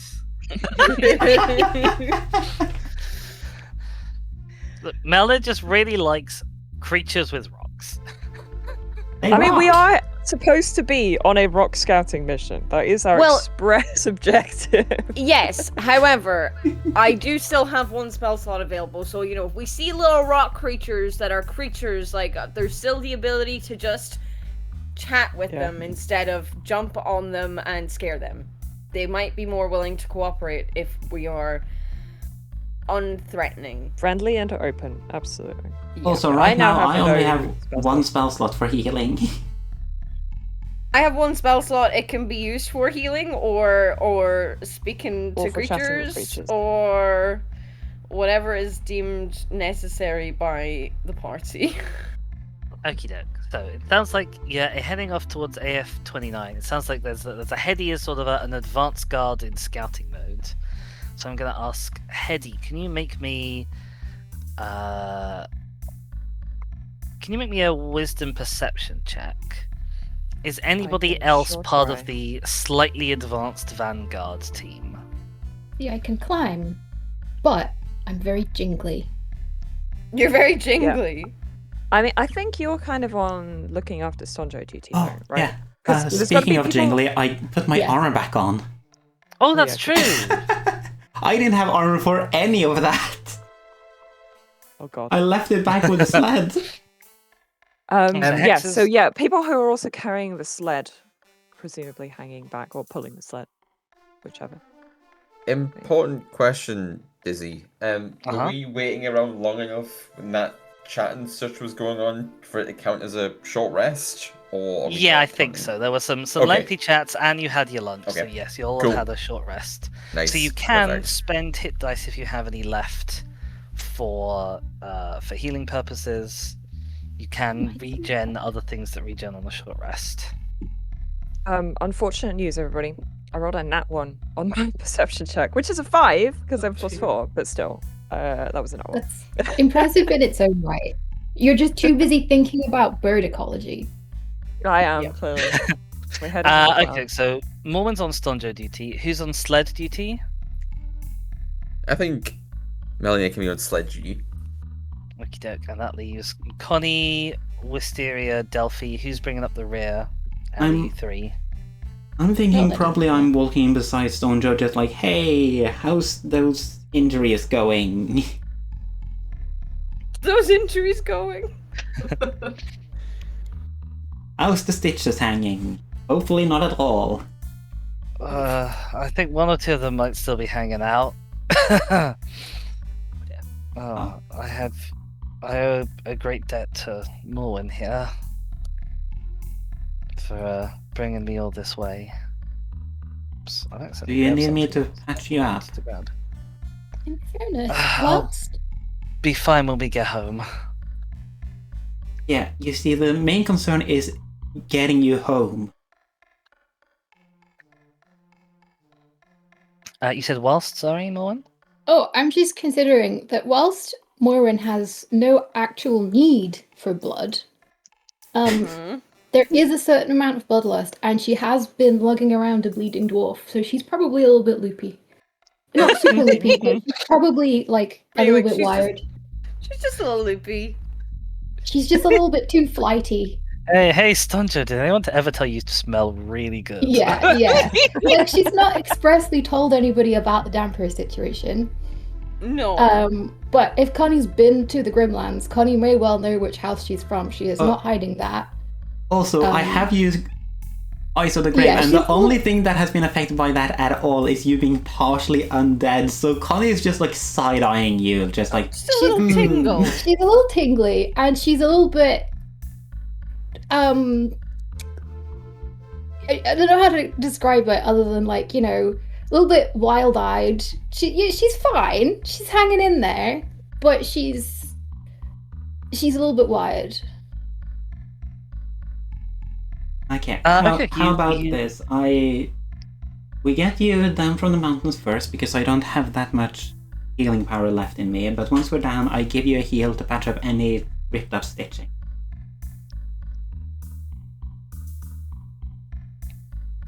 As he's not currently like particularly bleeding, like he's not bleeding out at the moment. There's probably not much that your cure wounds spells can really do for him at this stage. Like you patched up the immediate sort of HP damage, and now it's kind of more of a general process of bodily recovery, in a non-hit point mechanical sense, in the same way as, you know, if you were to, for example, have a disease and be trying to overcome it normally, you know, that's how a body recovers.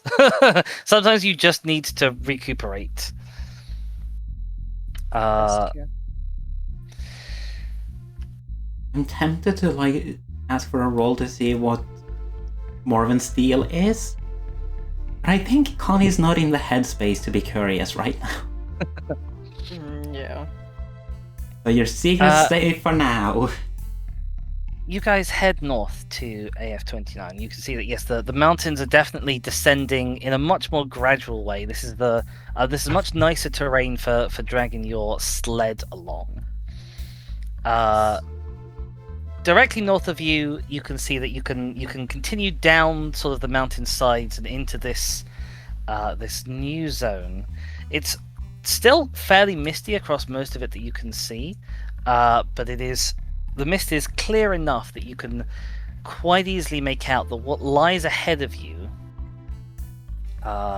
is basically a sort of a descending series of basins stretched across with a lot of rivers, and you can see that the mist seems to be rising up from a large number of waterfalls. This is the waterfall zone that you're about to head into.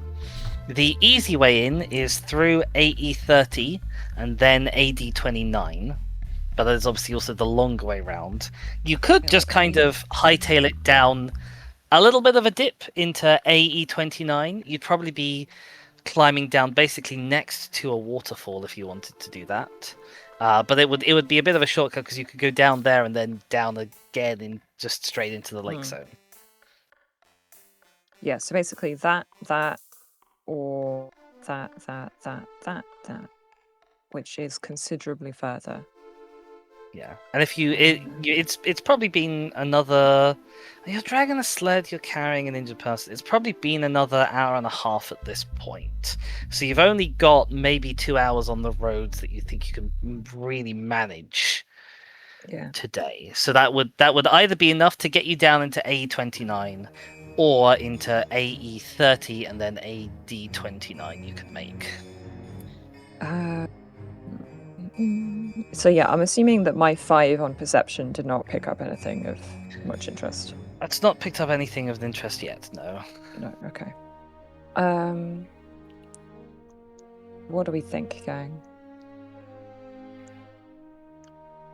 Where do you think would be safer to set up camp for the night?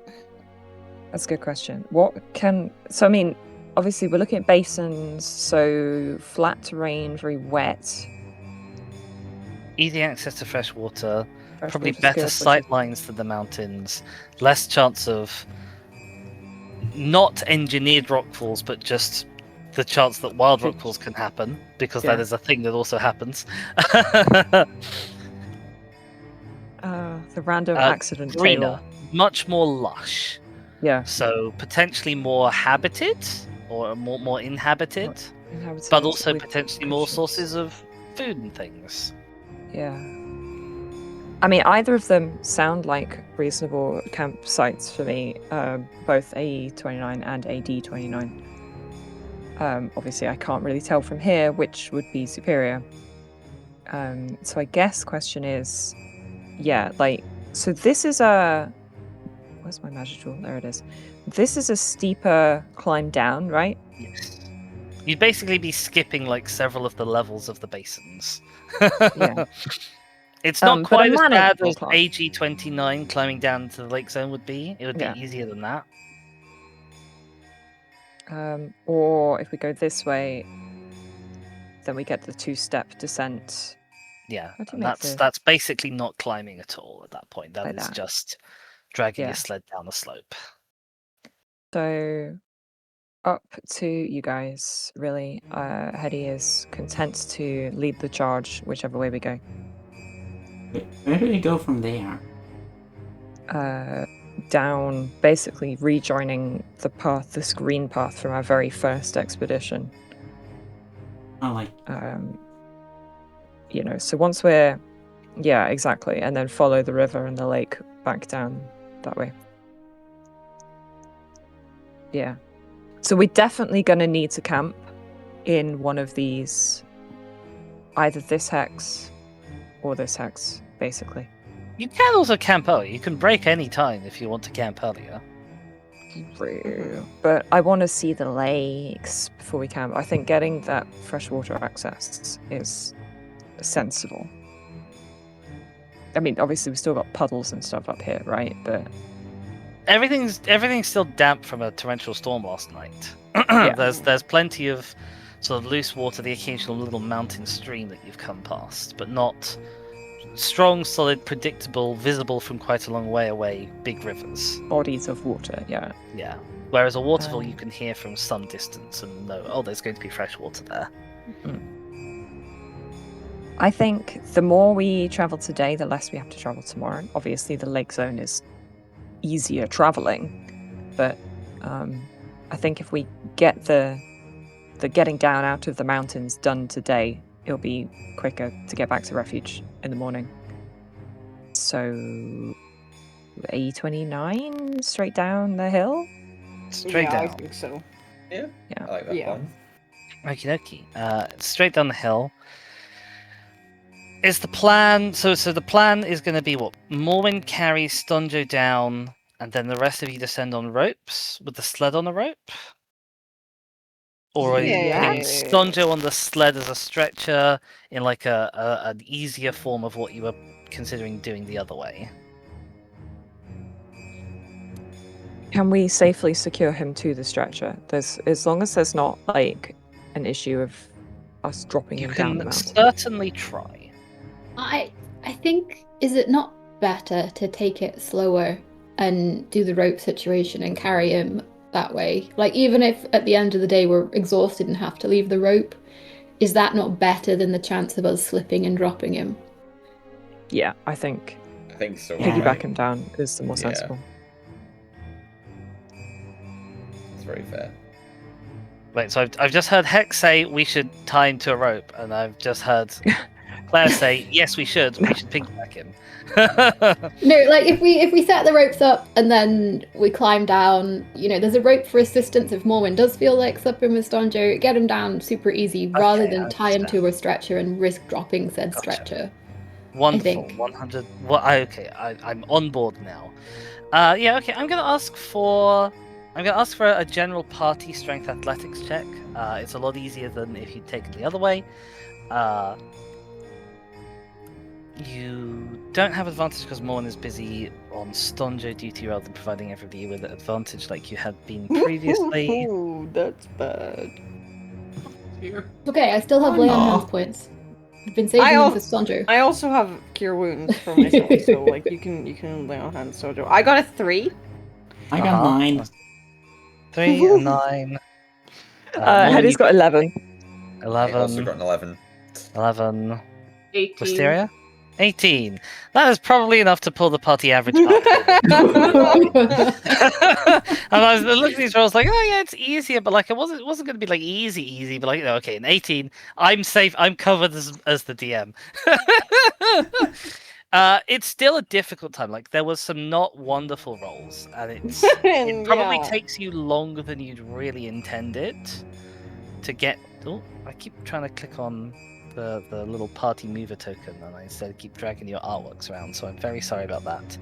But yeah, as you descend down, I'm going to ask everybody, because it's taken longer than you anticipated. Can you all please make me a Constitution saving throw against the effects of exhaustion? This is everybody apart from Stonjo. Con save.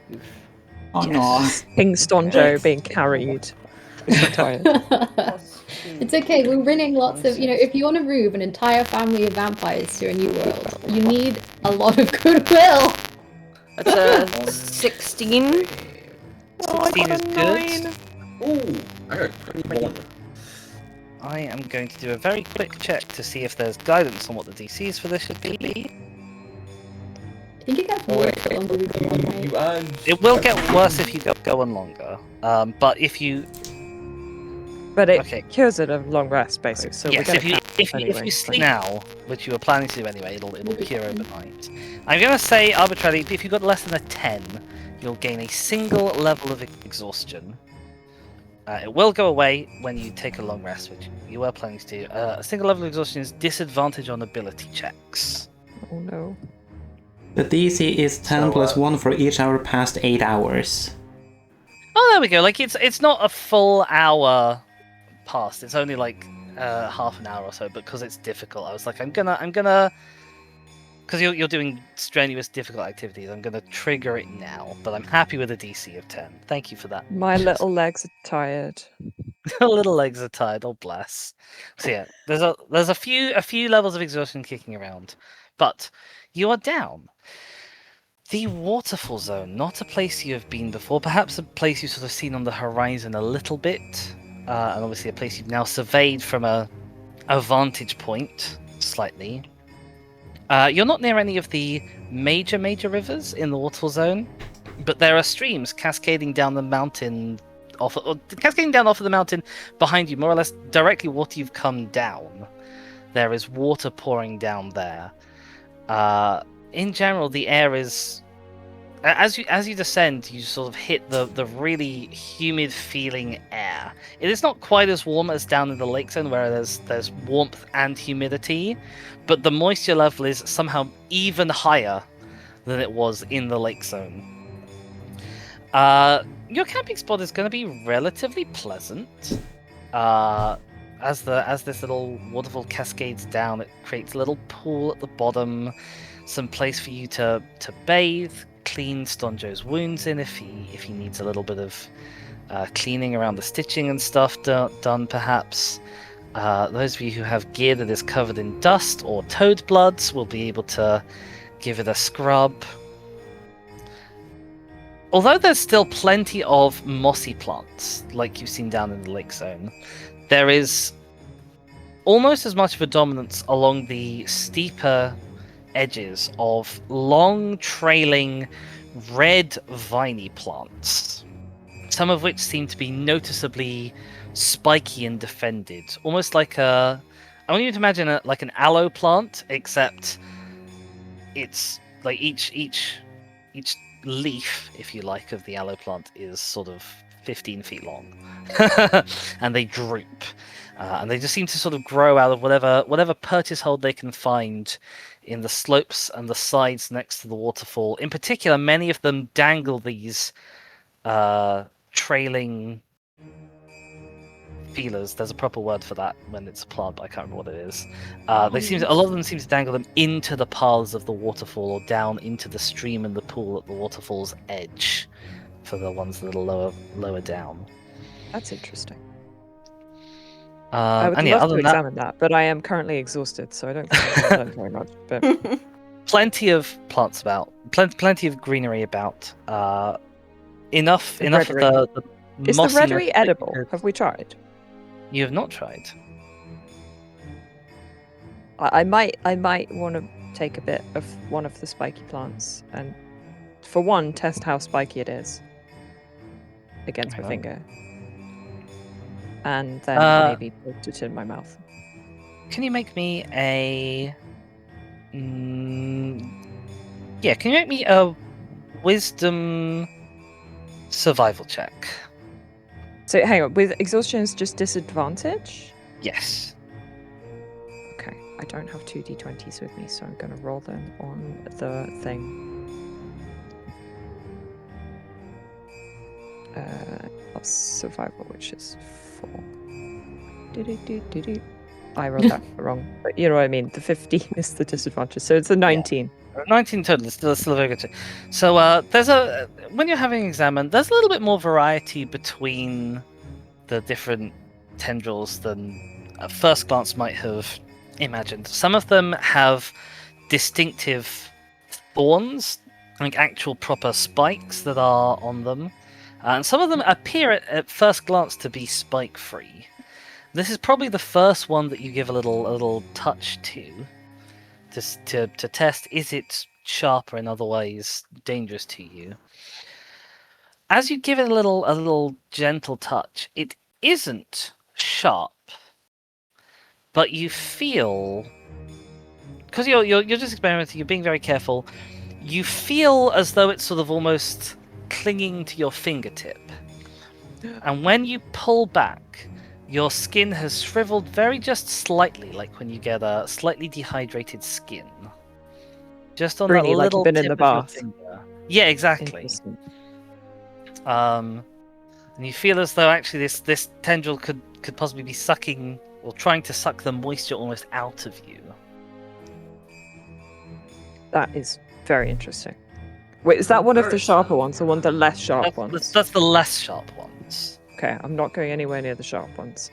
I'm gonna with a. The sharp ones look as though if you don't touch the actual thorns, they look safe. And with a you're not with a decent check result, you're not a result of accidentally spiking yourself on one.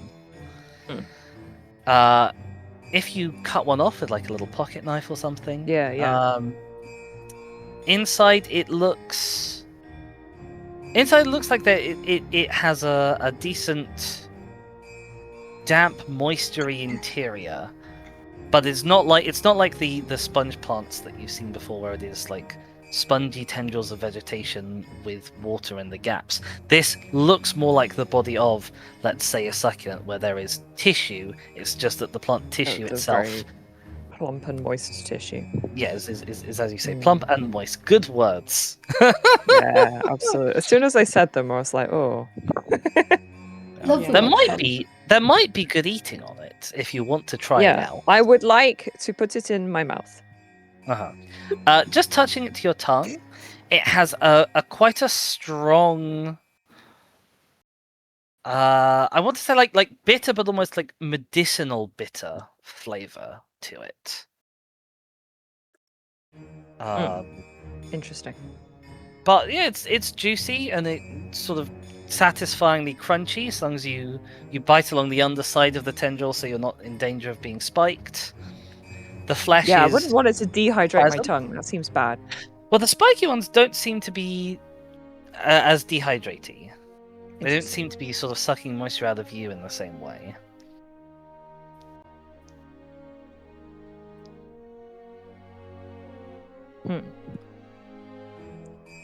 So, are the spiky ones also trailing into the water, or is it only the less spiky dehydrating ones trailing into the water?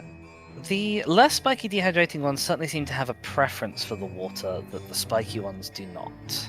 But also, to some extent, like, the plant sits where it sits and it grows where it grows, and some of them end up sort of near or occasionally, like, alongside the waterfall.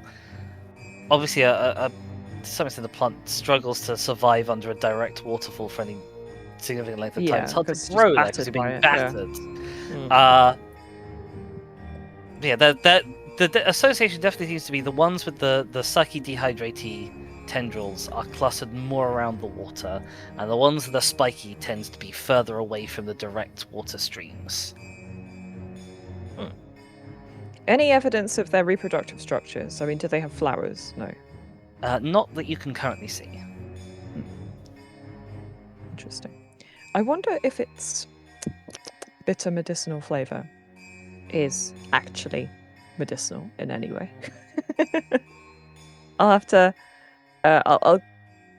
With that in mind, I'm gonna like observe myself to see Mhm. if I feel better, feel worse. Okay. You know, Well, like it is this is. aspirin level properties or what? It is about to be break time. So what I'm going to ask is, I'm going to ask for a night watch order from people who are keeping watch during camp. Asking for 4 people in 4 shifts. And then we're going to go away to a break. You're going to roll your perception checks while we're on break. And Hedy, you can also roll a wisdom medicine check at the same time. Exciting. Can I have volunteers for first shift? Only volunteers Who for is- first shift. Particularly tired, though, because some of us are particularly tired versus Yeah, others. those of us who are exhausted. Yeah, I'm exhausted. Is it Hedy? I'm not exhausted. Only volunteers for Just first ready and shift. Okay, Connie on first. Who's on second? I'll go second. Delphi on second. Third shift? I'll go third. Wisteria on third. Last shift? I'll take fourth. Oh, okay. Or you can Okay. take fourth. I don't mind. I would like to chat with somebody in the night, though, so I'm quite happy to take a night shift. Sounds good to me. Okie doke. There we go. Yeah, yeah. Morwen wants to confess all of her Dampier tendencies Her to someone. sins. Alas, not quite, but yeah. Okie doke. Not quite, but yeah, you. I mean- Morwen wants to go up to someone and go. Can I have a little nibble? Can I Well, have some we'll blood, have to see. We'll please? have to see till the end of break. We'll have to wait and see. Yeah, so No, roll me your sorry, checks Norman. while we're on break. If you have exhaustion, those checks will be with disadvantage just for now. Obviously, that'll Perception go check. away. Yes, wisdom Oof. perception checks for people taking shifts. Can I do my medicine unless- check in the morning? Because I'm going to sleep through the whole night.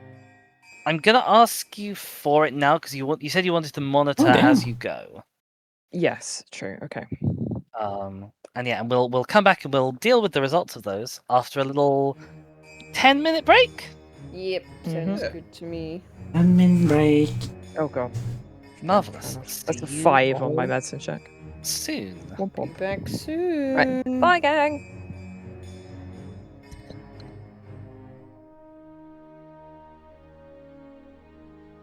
Mute. And break screen. So yeah. How are you enjoying the stream thus far? Not asking for any reason at all. Not as if today's today we learned the core of my character's themes and stuff and motivations. Nah. Nothing of importance to my character today. Okay, I'll be taking a break. See you soon.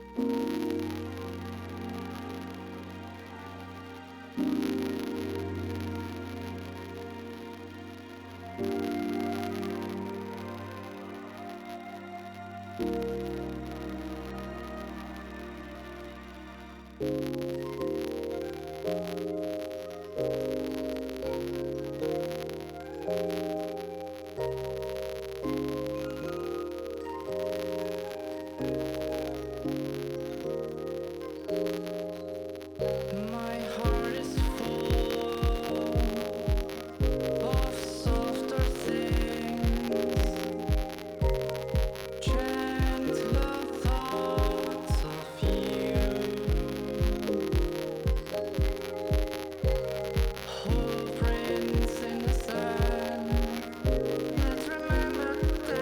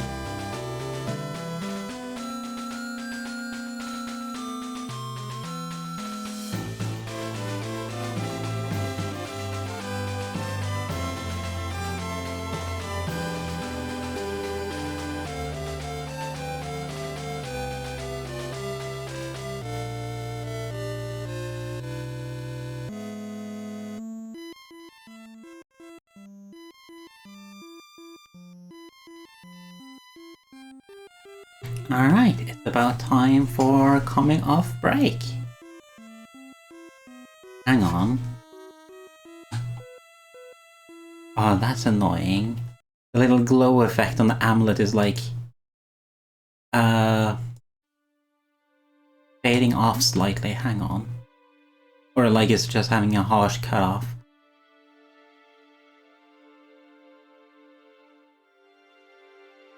There we go, I think that fixes it. Yeah.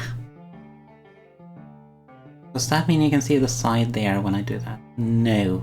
Thank goodness. Okay. Just learning as I go.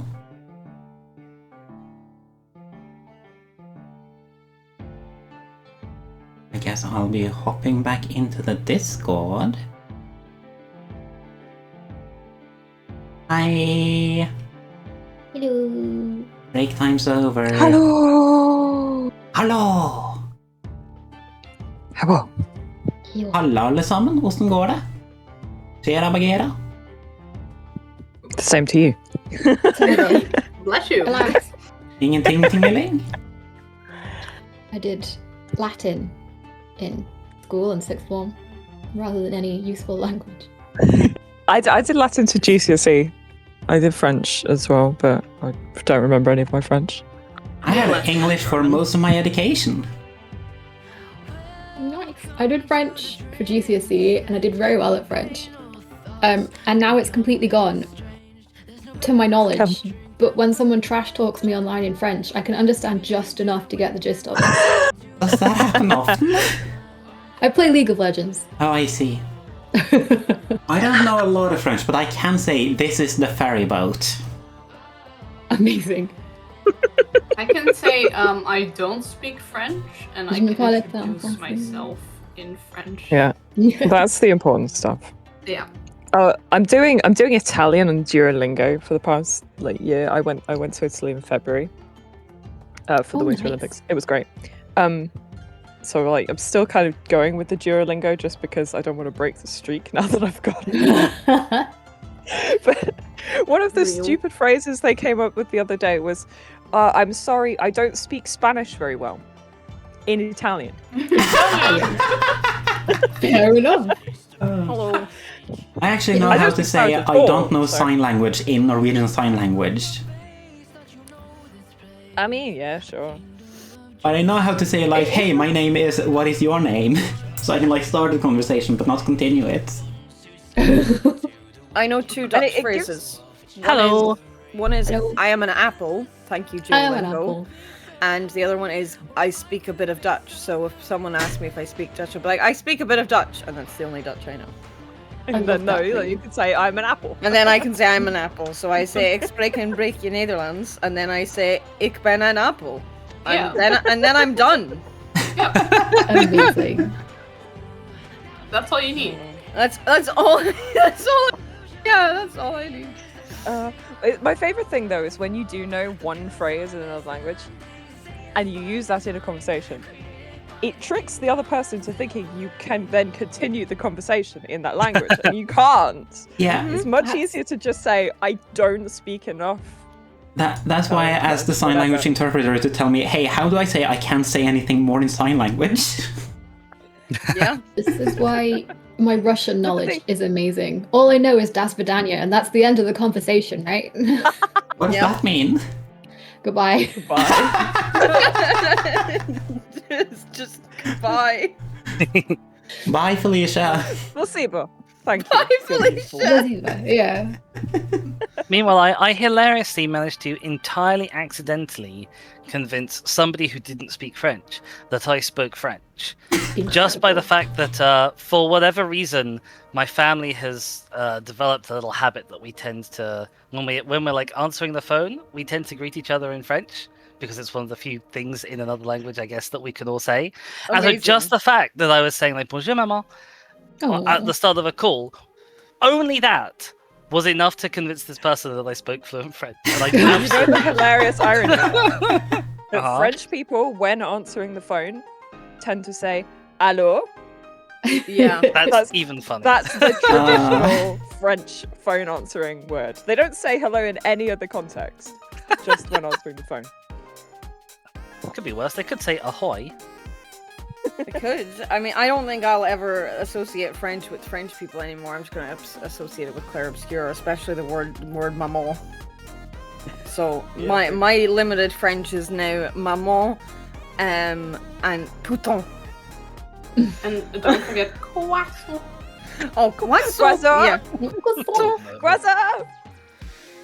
We see Le Ferripo. Am I saying that we haven't everyone apart from a ref? Wrath is here. Oh, I'm here. Yeah. Hello. Hi. I think everyone's here. Excuses. Okay, well, let us hop you back in, and we'll start with Connie, who's on watch. Connie, do you have a perception check result for me? I'm on watch. Yes, I rolled a 21, and that's with disadvantage. The higher was 22. That's a very good result. But yeah, and I intuited, by which I mean to say I was sent to DM, that suggests you had something to do kind of while you're doing your watch shift. Yeah. Connie will sort of like pull out that lignified spike she got a couple of days ago, her woodworking tools, and kind of just like resume working on it. I've already asked you for a check on that, so that we know that once you spent a little bit of time on it, it's going to come out as a fairly decent little drop spindly thing, which is what I think you were making. Yeah, just like working on it, staying up a bit later than she should have, like delaying the next watch a bit. Just Well, while you are trying to keeping get it watch, done in time. it's kind of difficult to make out against the sky. And it's maybe also a little bit difficult to work out if what Connie thinks she's seeing is exactly what she's seeing. But there's definitely points where you are sure against the moonlit sky you see the vague and distant silhouette of a four-winged creature somewhere flying over the mountains, just down to the south right of where you are.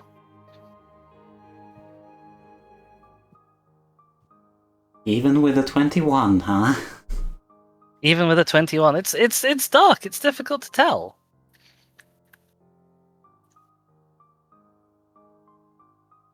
Connie just like stops for a while and just like keeps And your staring game after master is it. being a brat.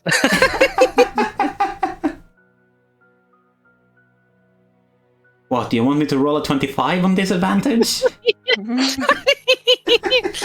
Ah. But no, I guess like I like stop working for a few minutes and just like keep like peering out for it, trying to like see if I can spot it again, or if I'm It's just like a- imagining it. It's a dark shape against a fairly dark sky, and if you keep strongly looking out for it, then it seems like you don't really see it again. Okay.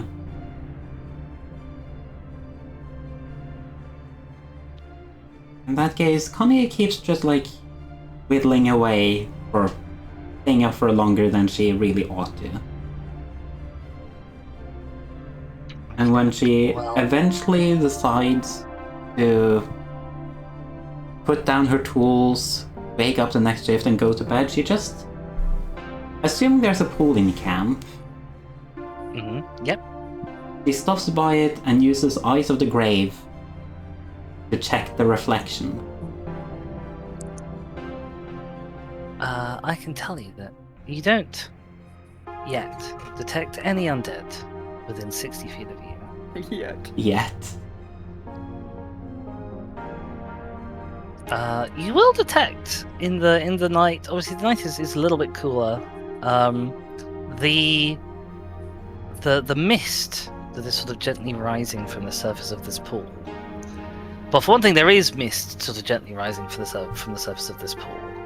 As you step sort of right up to the shore of the water, maybe get your face a little bit closer to get a good look.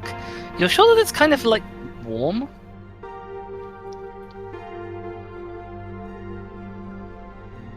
Hmm.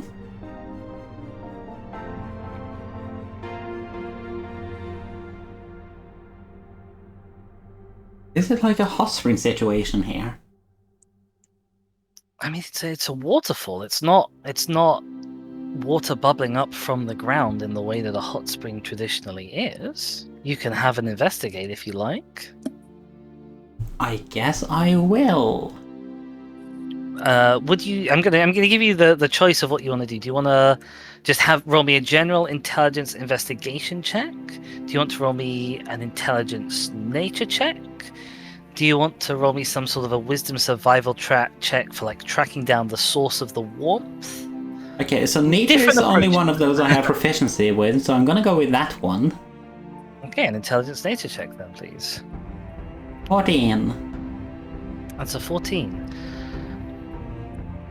There's no obvious natural source from outside of this pool that should be making the water warm. If you run your hand under the actual waterfall, it's not a big waterfall. It's a small stream that is pouring off the side of a mountain.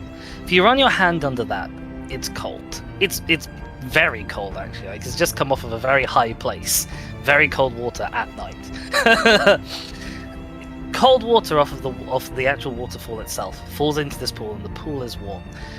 There's obviously a little stream sort of trickling out from the pool. Of the water that's coming in has to go out somewhere. That has some residual warmth from the pool, certainly. So there is warmish water being carried away from the pool. The ground around it doesn't seem warm. It seems like the source of the warmth must be in or under the pool.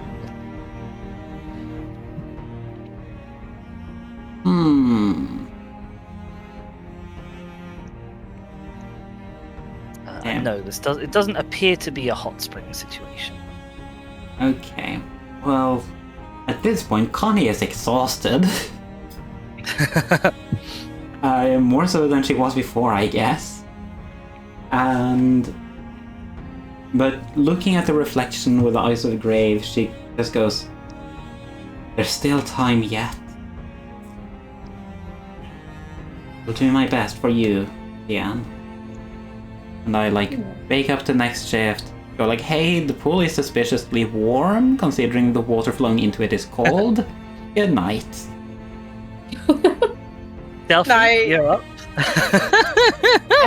Yeah, I rolled a 19.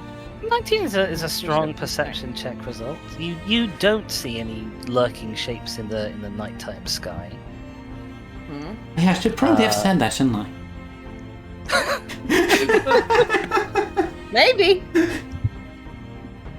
Oh yeah, and I saw is that there big creature that we were all running from. No, I just tell you about the pool, the suspiciously warm pool. A suspiciously warm pool, yeah. Is there anything you'd like to do during your shift, either to do with the pool or not to do with the pool? I mean, if I'm not, realistically spotting anything, I think she'd just, keep an eye out, because, obviously the night before, we woke up and we had, a fight with a toad. I think she'd maybe just hang around by the water since it's suspiciously warm. Maybe there's something in the water. I don't know. She'd maybe go and investigate it in some way, but... Well, peering into the water, as Connie, before you see your own reflection and not particularly much else. You also detect that it is unusually warm. And again, I can't tell where the warmth is coming from. No. Hmm. Yeah, like I say, you assume it must be in or under the pool. Yeah. I mean, yeah, if I'm not, if I haven't, spotted anything in particular, I think Delphi would just be, having a bit of a wander around the camp, not obviously, going far or anything like that, but just, A patrol. A patrol, basically, yeah, just to, be able to keep an eye on all of the camp, basically, as she was awake. I think she's probably never, she volunteered for this because, she didn't do it last night, but, she's probably never done anything like this before, so is probably walking around being I need to make sure that I'm looking at everything and checking any little danger spots and making sure nothing's coming out from anywhere, and it's been occasionally just glancing over at the water, is anything gonna pop up out of there? Well, with a 19, Suspiciously warm. you're pretty thorough. There's definitely more sort of nooks and crannies around this than the places that things maybe sort of could hide in if they chose to do so than in other places you've been so far. There's little dips and there's the traces of perhaps past stream beds or places where the waterfall might have once poured but no longer does that creates cuts back into the cliffside and little depressions in the ground around you. But you certainly don't find anything lurking in those places. Okay. And then it is time to pass on to shift number 3. Which I believe is Wisteria. Yes. Hi, Connie said the water is, like, weirdly warm, which, like, I don't know what's going on there, but, like, nothing came out of it, and I haven't really seen anything going on, so I think everything's okay at the minute, so I'm gonna go to sleep now. Okay, Wisteria. Do you have a check result for me?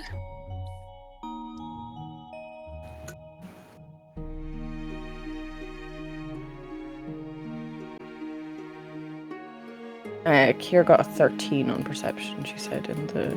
Oh, yes, I do see. Sorry, you're right. Yeah, a 13 Well, proceeds. Well, I was just gonna say she didn't respond there, but I haven't seen her. Oh, I guess I cut out. That's fine. Rude microphone! Extremely rude. Sorry. A 13, much like Delphi, you don't particularly notice very much for the first little bit of your shift. Are you investigating the pool in any way? Are you doing anything in particular with your time? I don't know if Wisteria would really investigate the pool much further, because the other ones didn't really notice anything, and I don't think she feels particularly skilled to investigate something like that.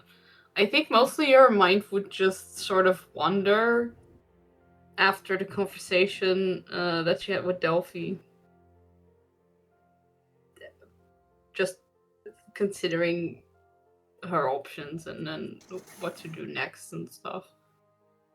Does she have any particular thoughts on that? You know, obviously you've come here not expecting to return ever to the old world, with no particular guarantee that they'll be able to bring your family behind. In fact, maybe, I don't know, this is up to you, but maybe Wisteria was counting on them not being able to bring your family behind you. That's for you to decide. I think she would have expected, I think she would have wanted her family to eventually come, but I think she went to figure stuff out on her own, and now suddenly she's not on her own. Her sister is already here, so now she's like, how am I gonna figure out what I'm supposed to be doing whilst I'm still sort of having to stick to the... At least that's how she feels. She feels like she has to still stick to that, her old life of having to protect her little sister.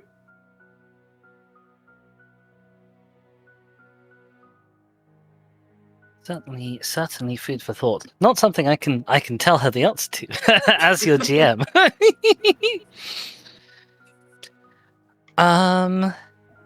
Little sister's just coming in and fucking... It is... God damn them. Towards the end of your shift, when you start to hear noises from somewhere a little way away from the edge of camp. Sound travels a little bit better here than it does in the lake zone, where there is this sort of mysterious silencing foliage. But it's coming from nearby-ish when you start to detect it. It sounds like there might be a couple of individual animals sort of wandering about. perhaps somewhere just around a little corner from what is visible of your camp.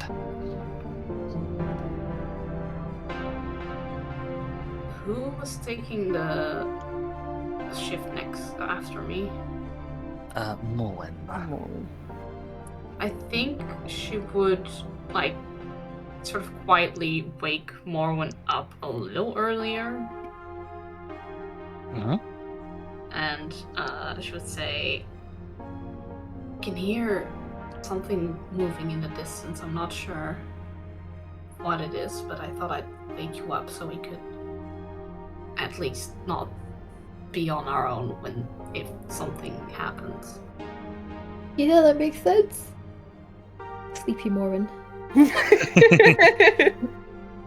Is the plan to investigate? Is the plan to sort of sit and wait out the last bits of Wisteria's shift and then you go to bed? Are you gonna stay up? What's... I think what Wisteria would want to do, but obviously if Morwen has other ideas, that's so fair. But yeah, what Wisteria would do is try to sort of keep an eye and an ear on wherever she heard the noise from, and just try to be quiet. And if the noise subsides or she feels it is safe to go to bed, then she would go to bed and leave the rest of the night up to Morwen. But otherwise, she would just I mean, yeah, I think stay the on Morrin guard. is a pliable Morrin. She will do what you suggest. Alright, can I get a dexterity stealth check from you then, please, Wisteria? Just for the staying quiet purposes. I'm very stealthy. Oh, that's a natural 20. Nice. Woohoo! For a total of 21. 21. Marvelous. Yeah, you are dead silent. The creature noises seem to continue for a little bit, like they're sort of stepping, maybe shuffling around, and you hear the sort of the gentle as though something is cutting through. It sounds very like when Hedy carved a bit off one of those plants earlier. It seems like something seems to be maybe munching through some of that juicy, rich plant tissue. But That's they a don't good seem sign. to be coming closer. That's a herbivorous sign. Bed for Wisteria? Question mark? If Morwen's okay with it, then yes. Yeah. Are you going to tell Morwen about the pool?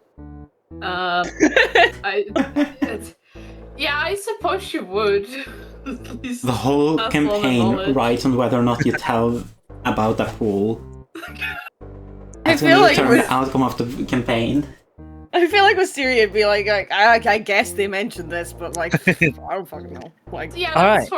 that's sort of the energy that it's giving. Like, well, so Delphi mentioned that Connie said that the pool was warm. You can do with that information as you will.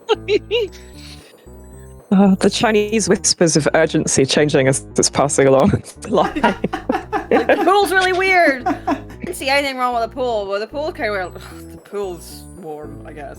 Exactly. Pool's warm. Okay, Morwen, you are left to your shift. What was your check result? Morwin got a natural 1 for a total Oh. of 3. Well, boy. you honestly can't even hear any crunching and munching. Morwin is dangling her little feet in the hot pool and trying too hard not to think about any bleeding dwarves.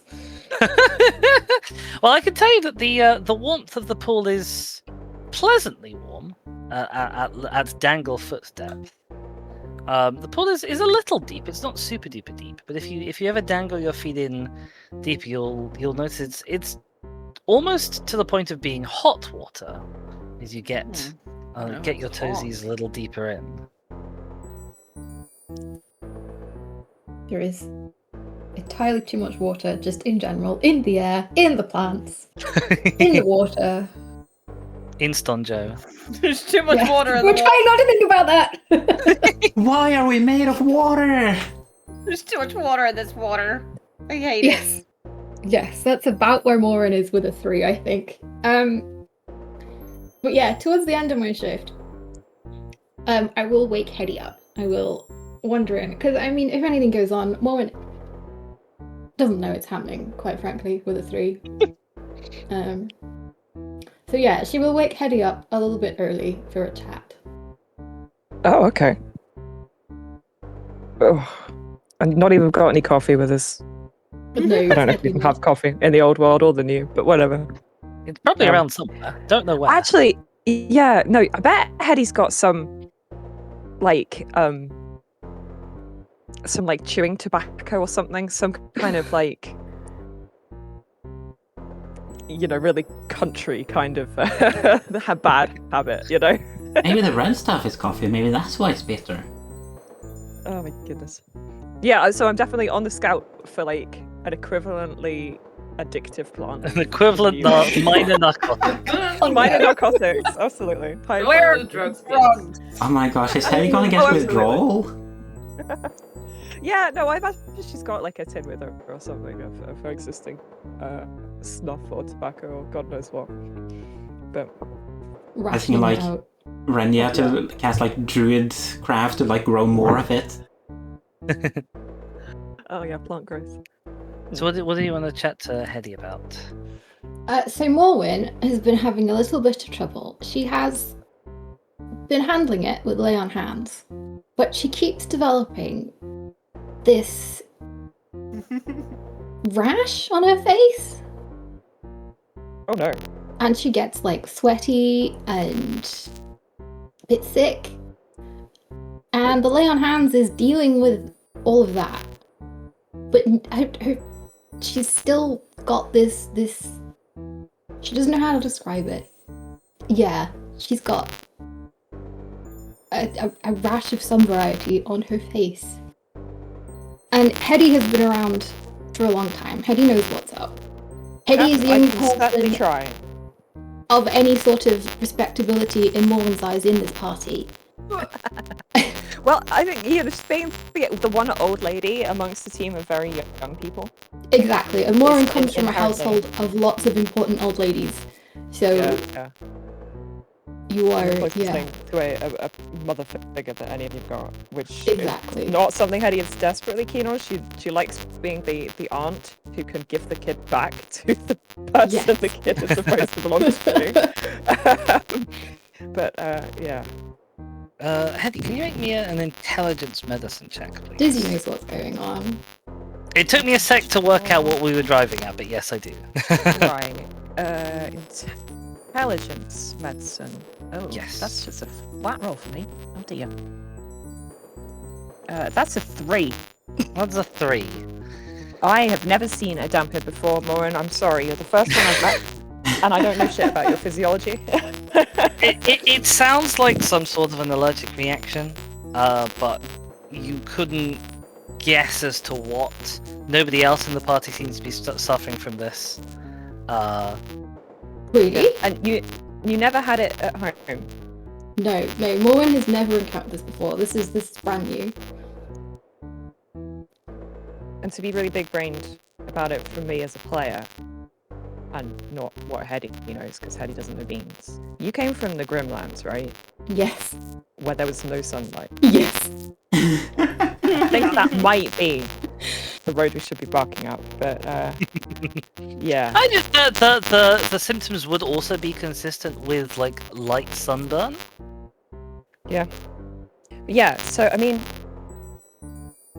we've not been encountering the same plants over and over again because we've been in different zones, so it's probably not a plant reaction. What have you been eating? Is it something in your rations? So she's going through all sorts of allergens, and not coming up with anything. Right. Okay. Well, it's concerning that you don't know what it is either. We will keep observing you. I'm sorry I couldn't be of more help, but we'll stay on top of it. It's reassuring to have yeah. somebody else. It might be worth checking in with Connie she's obviously got her divinely inspired healing, which is more than I can do Yes. with salves and poultices. Although I will try and slap some salves and poultices on you if we My need to. concern is, I have added some amount of divinely observing, and the results has been as stated. Yeah, so you using your lay on hands. and Yes. it's just. But Well, it's not an immediate threat to life. It would seem. yeah, just an irritant, obviously. Huh. Yes. Well, keep observing it. Now that I know about it, I'll keep looking at your little face as well. See if I notice anything. That is appreciated. And And obviously, I do definitely want to be looking for new plants that have medicinal properties, narcotic properties. You could try rubbing know. that red vine thing all over Exactly. Morwen's You face. don't know if what you that like. red fine thing is. I rolled a really badly on my previous medicine roll for that as well.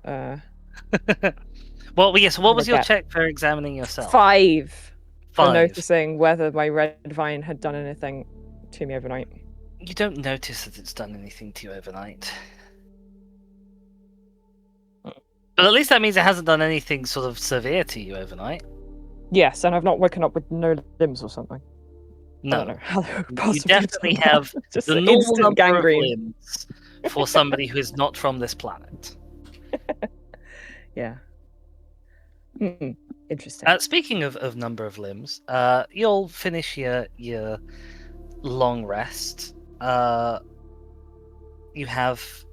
gain all your hit points back. People who adjust their spell lists, feel free to do so now. Actually, it's a good point. No, rangers don't adjust their spell lists on a short rest or on a long rest, do they? No, I don't I'm believe gonna they level up. Do I face any consequences for staying up extra late?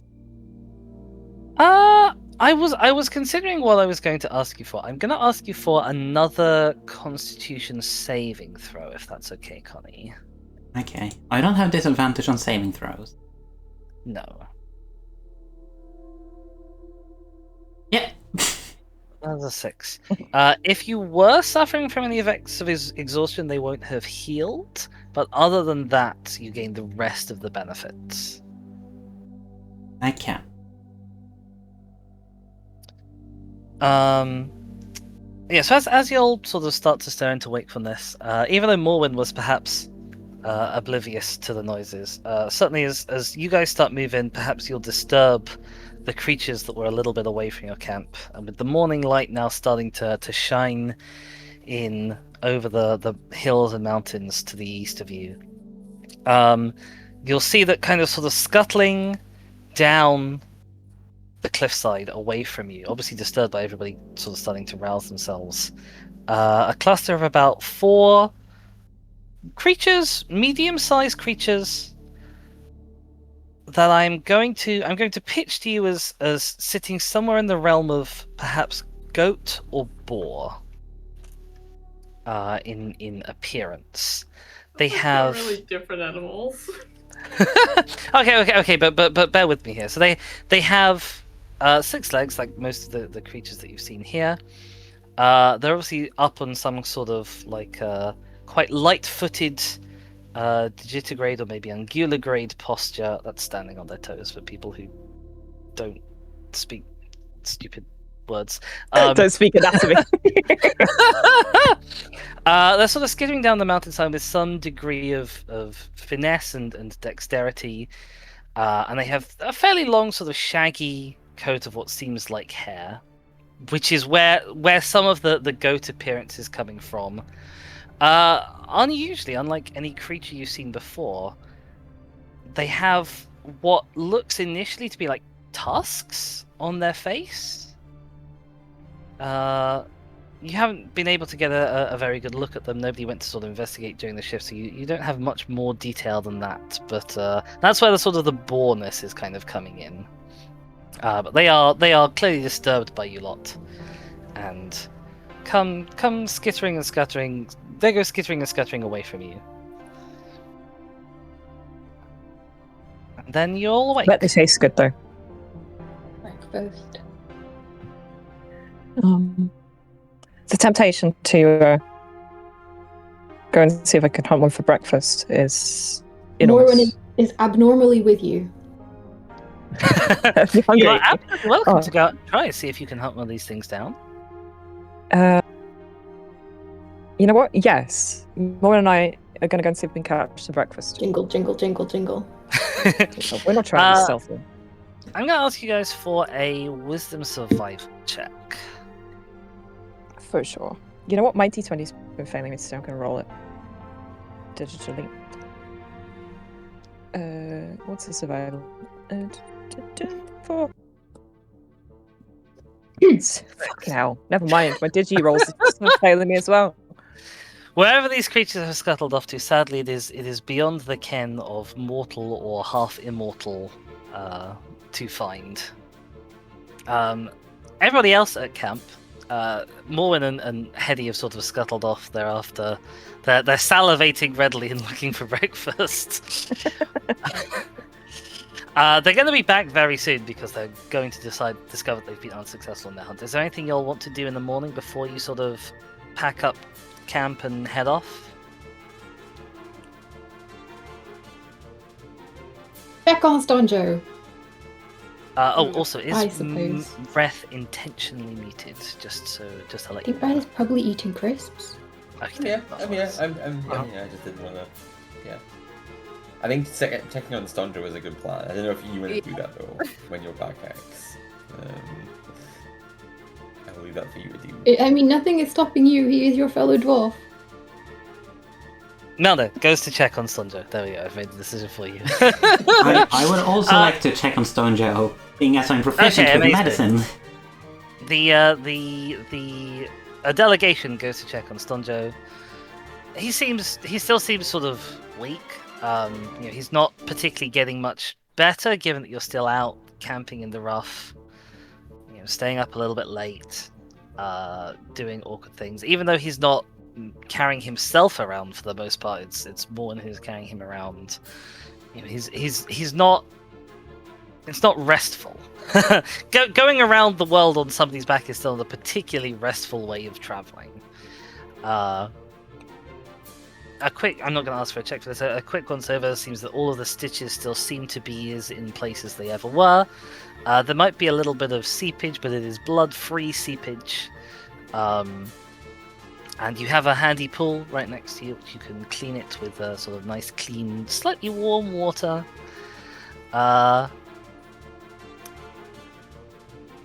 Fortes, you up to anything? I think just kind of like packing up stuff and preparing for the day ahead of trying to get back to refuge, which is a decent bit away at this point, I think. Still. It's still a fair journey. Yeah. So yeah, I think just preparing for the day in general. Okie doke. Well, very soon the disappointed hunters return. You all are ready to head off. The gentlest route is going to be north left, and then heading and turning back down either due west or southwest from there. But you can skip straight to A28 from here. It's not too bad of a hike down the hill. The path ahead of you is up to you.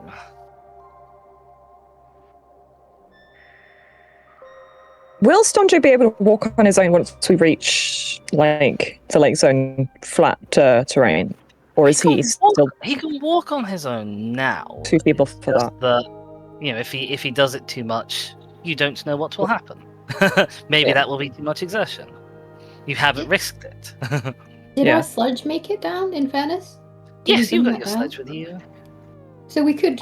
Sledge You might have Carry- lost the odd bone along the way, possibly. There was a little bit of a slightly low roll, but you have your sledge and its contents mostly intact. So we could always carry some of that and sit them on there once we're on clear ground. Yeah. As far as a route goes, it might be best to push back the hexes we've been in, just for sake of familiarity and kind of Uh-huh. having a feeling Mhm. what's there, rather than going through the unknown reaches. Yeah. Better the devil you know. Is my only thoughts. So yeah, I mean, if we go just straight west, so this would be a slightly rougher trip here, like this. Yeah. Just from as it were, this hex down into the lake zone. Yeah. It's a little bit of a steeper descent. But not too You've bad. already made some checks as a party, so I'm not going to ask for more checks on that. Yeah. It'll just Um, it'll take a little bit longer. How do I make it go? How You- guys you handle, like, right-click. segmented lines. Right. Oh, okay. Well, dragging it, you right click to place a dot and then measure from there, going all over the place. Okay. Well, my right-click trackpad is temperamental at best, Oh. so I'm not gonna. Would even you worry like me about to that. do it for you? Well, I was gonna say, yeah. Could we do? Obviously, AF27 is a hex we have not visited, but it's bordered on 3 sides by hexes we have visited. It's Mhm. probably not too unsafe. And then just a straight line there. We know to no. watch out for the flowers down there. Yeah, exactly. And then, yeah, as a straight line this way. Which, obviously, yes, we're revisiting the yellow flowers, which are dangerous, so we will avoid them. But we know what we're doing with avoiding them now. And it allows us to see AF27 and AH26, which are hexes we haven't literally been through, but we've been so close to them. If anything really interesting or exciting pops up, that might be good to know. Okie doke. Sounds like a good plan. I want to go through every hex on the map eventually. Yeah, I yeah. am going to drag you all with me. I'm I'm here gonna for some. I'm gonna be honest with you, Claire. We only have until September. I don't think that's feasible. I'm so sorry. We thought we'd have more I'm here for more time. adventuring. I'm here for more fighting. More. And this fighting. includes the one in the middle of the lake. We otherwise can't get to. No, okay. Some of us don't need to breathe. True. Underwater vampire colony. Refuge Alright, has you, boats. Yeah, Refuge does have boats. It doesn't have loads of boats, but it has boats. Actually, I'll tell you the hex I really want to go out to. Uh-huh. And I really hope the campaign does indeed take us out there. AN 48, which is that one AN48. random mountain pillar out in the sea that you can see on the title page. I gotta zoom The out. one that looks Can't even like find Sutopo. AN. It's that one, yeah, all the way out there. Oh yeah. The one that I looks can like the neither confirm nor deny. Sutopolis from Hoenn, you know? That's what that is, right? Yeah. I mean, the old crew circumnavigated the island. They didn't go to the other islands, did they? I don't know. Sorry, what's up? Like the old crew, Mhm. they only circumnavigated the island. They didn't go to the other islands. Right? Well, yeah, they- Malshaw's gang, I don't know how. Yeah, Malshaw's gang. Principally, they circumnavigated this island. They obviously have done enough of a sort of a cursory explore that they are aware of the existence of the other islands that you see on your map. But you don't believe that they have visited really any zones beyond the lake zone and the erratic zone, which is what is kind of down and Downstream left from the from the lake, lake yeah. zone. Yeah, downstream from the lake. Those are the only two zones that you think they've spent a lot of time in. And Anyway, have mapped with the asterisk that the erratic zone it's not maps. mappable. Yeah, maps Yeah. are quote unquote unreliable in the erratic zone.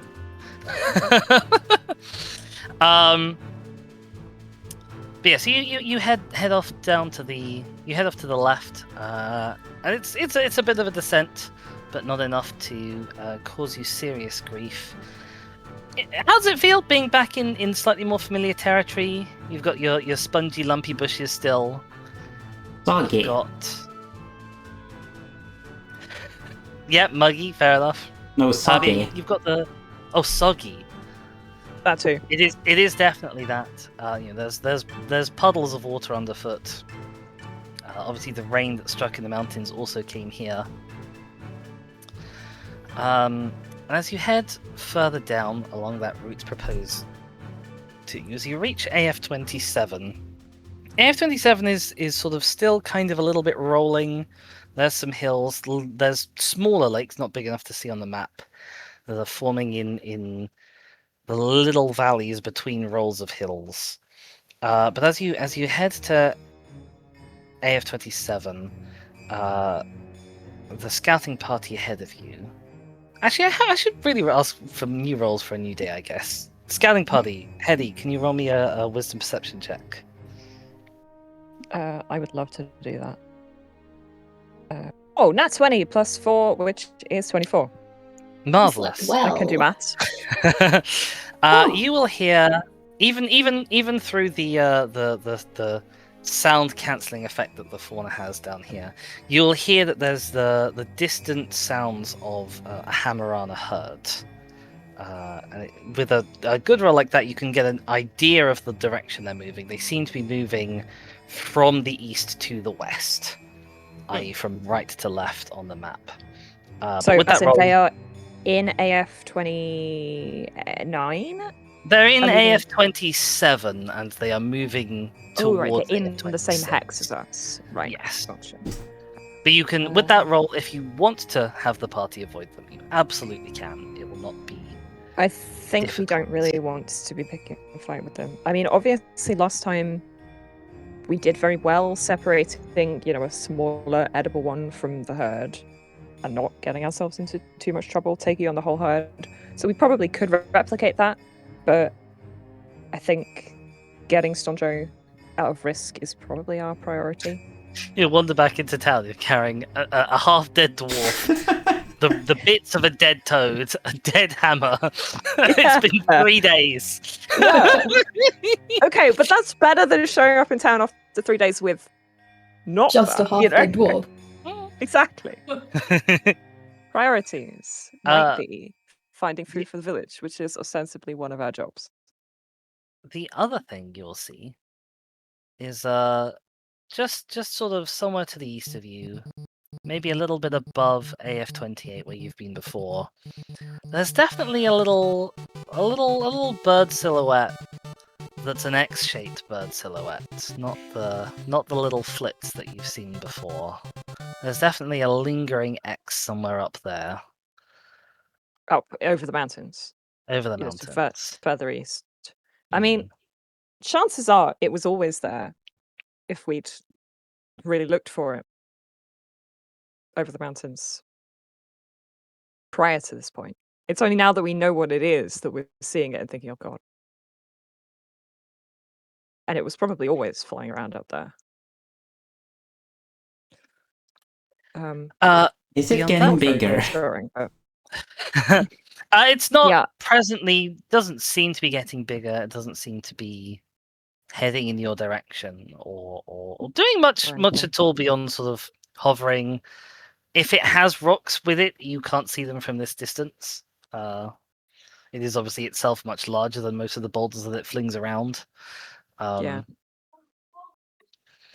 I mean, yeah, I think it's just that now that we know it's up there, we're going to notice it.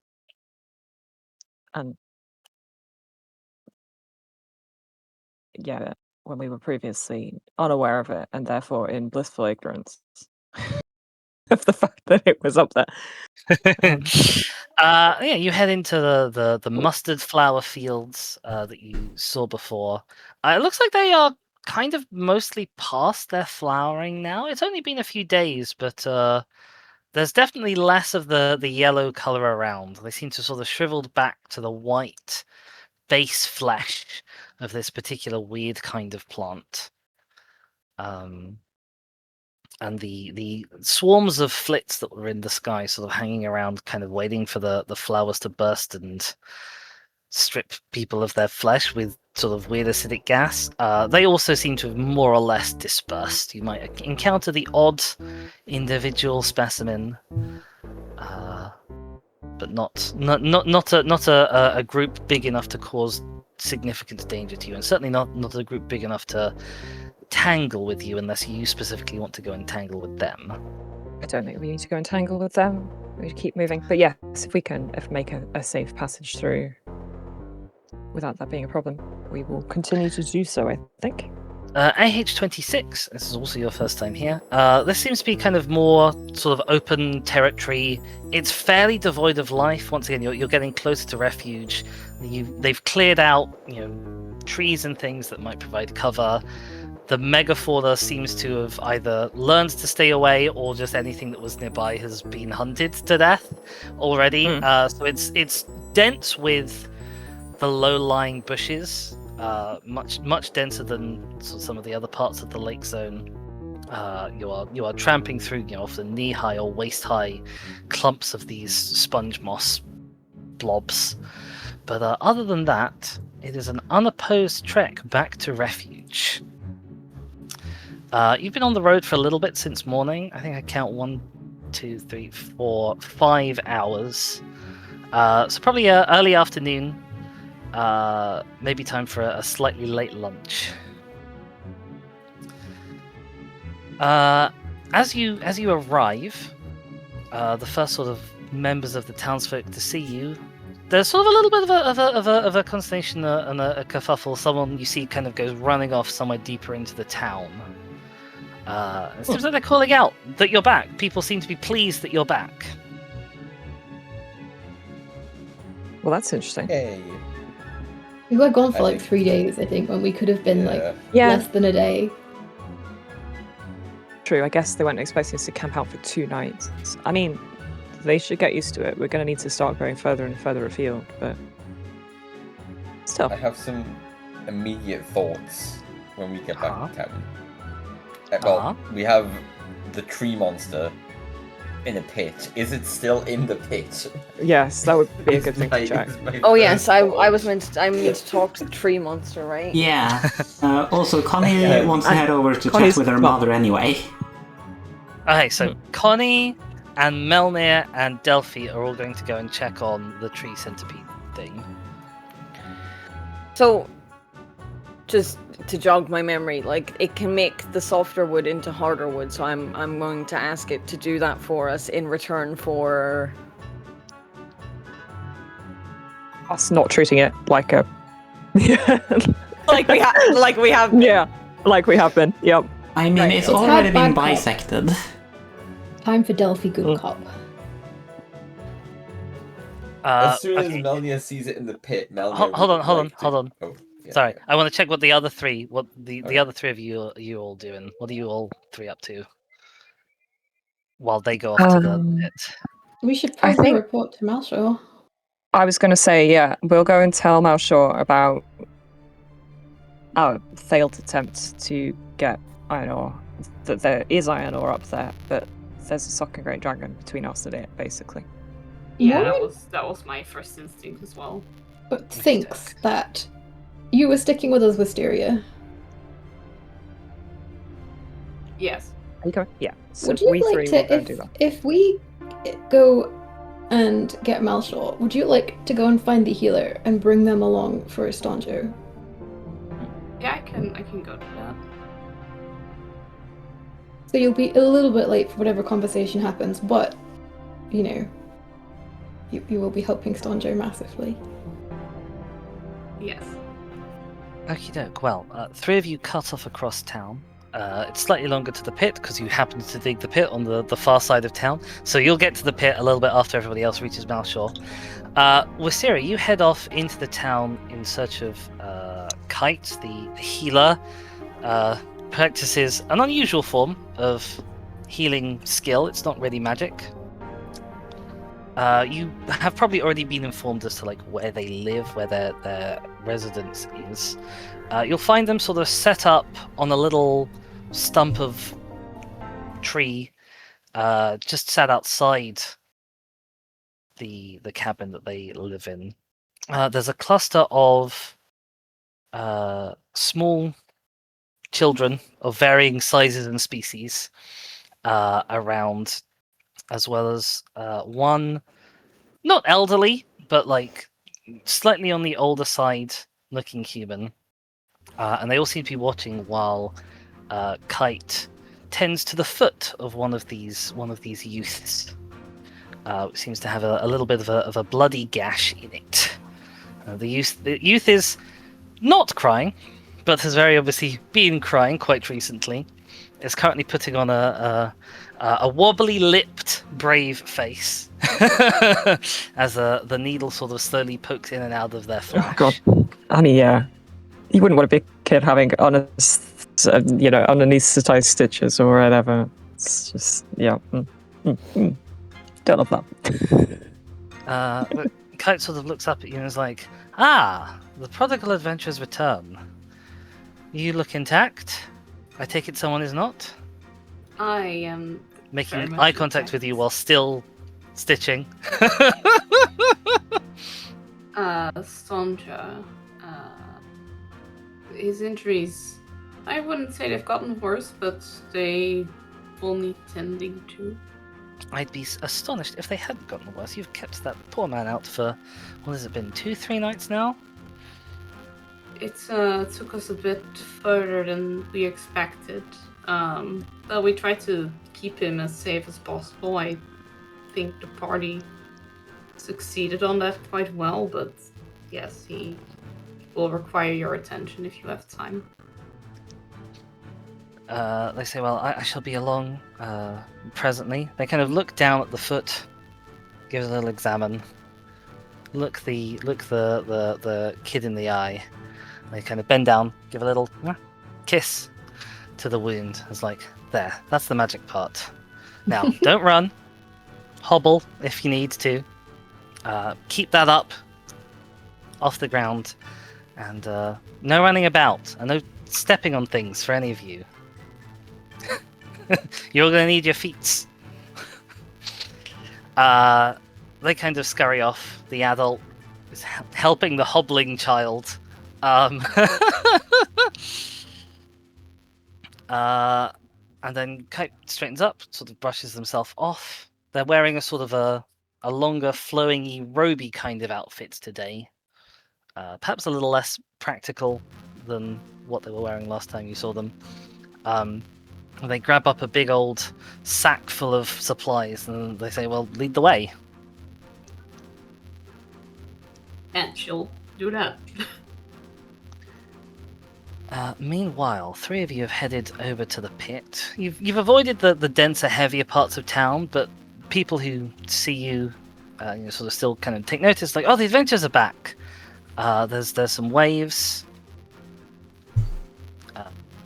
Probably not actually like going up to you and asking like how it's been, because you seem like people on the purpose.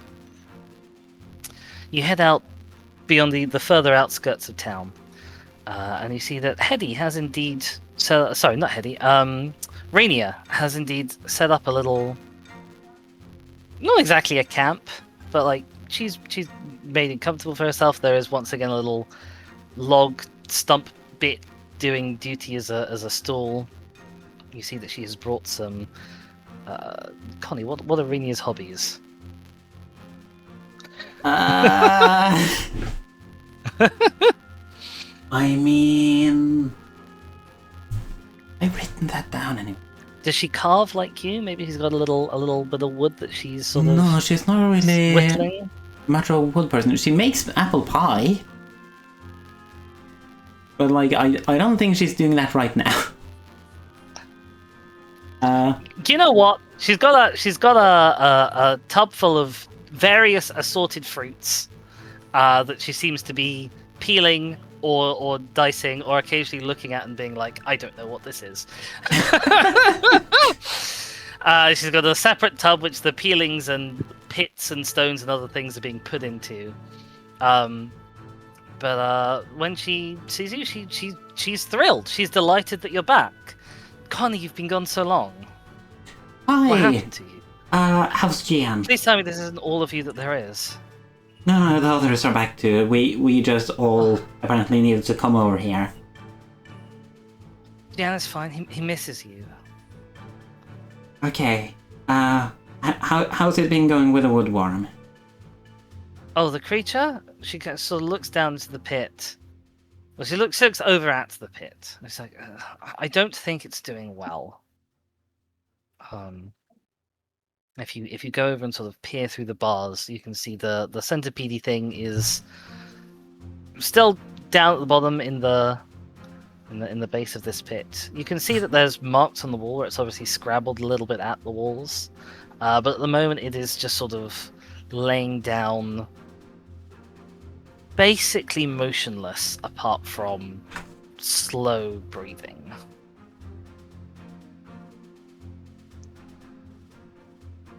I think at this point, like, Delphi would be like, "Oh, well, that doesn't look good.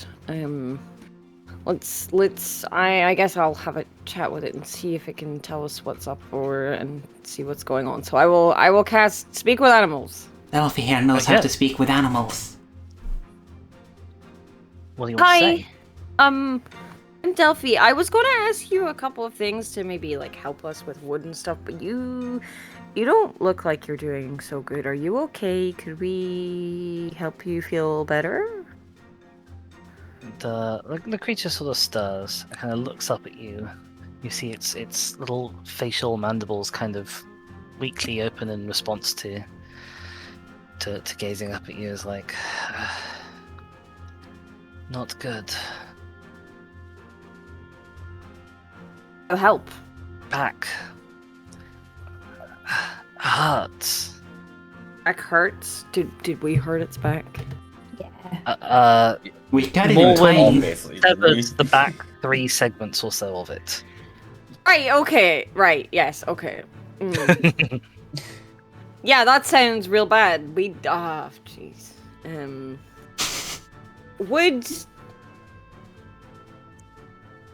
Would a cure wounds fix it? Enough for it to not be too badly injured? I think if we had It's held the had- back part against the wound, then maybe. But I doubt it. It had, I think, some degree of magical healing from the party. Okay.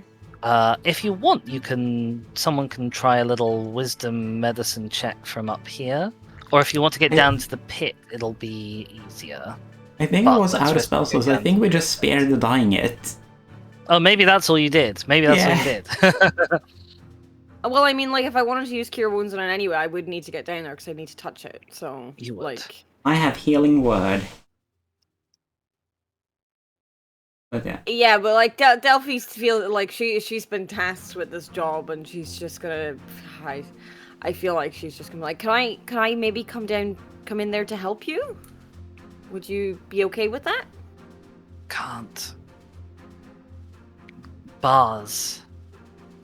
It's referring to the bars on the top of the pit, which obviously you guys have the capacity to remove. I can come in. It's fine. Like, would you be okay with me coming in? Yes. Okay, so I'm gonna get in there, and I think I'm just gonna like straight away because I see it's really injured like that. Like I'm just gonna do a cure wounds. So Okay, you do it. Roll me some healing values, just so I know. that is 8. 8. Yeah. The thing doesn't smile because it doesn't have any of the required facial bits to smile with. Yeah. But you can see it sort of relaxes down a little bit. The bit of the front of its body that was sort of leaning up to kind of look towards you, that just kind of sort of settles down, and it takes its eyes off of you, and just sort of settles back down onto the ground. It's like, nice. You feel better? Yes. Oh, I was wondering. You seem to be able to make the soft trees into harder wood. Protect Protect me. to protect you. Yes.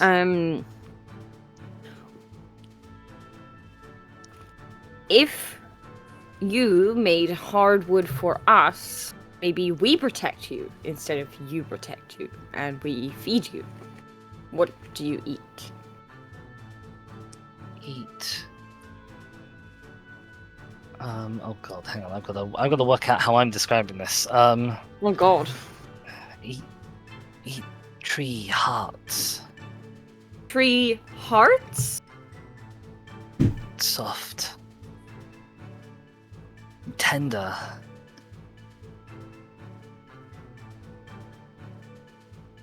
Inside tree. Yes.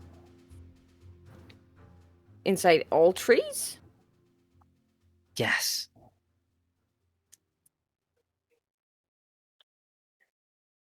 Only when they're living, or maybe cut down tree still has heart?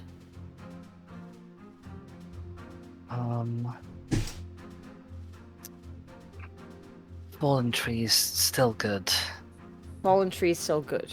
but no shelter. You shelter inside the trees. Yes. And as an out of character note, this is how the party first kind of found this creature. Well, It was yeah, no, basically- I was with them when they found the creature because we got Oh, yeah. stabbed by it, and then I wasn't there for the fight afterwards. Yeah. Because we started it at the end of one session. Yes. Hmm. Do you Maybe- want to do a medicine check while you're down here? By the way, Yeah, sure. Yeah, let's do that. that's a wisdom medicine, please. Okay. Ba-da-boo. Well, with my +1, that's it too. That's a 2. It's obvious the creature is still very weak. The back Yeah. of the creature you would best describe as really gnarly. Even after you're unable- healing it a bit. Even after healing it a bit, like there's certainly no open wounds, there's no bleeding, and it.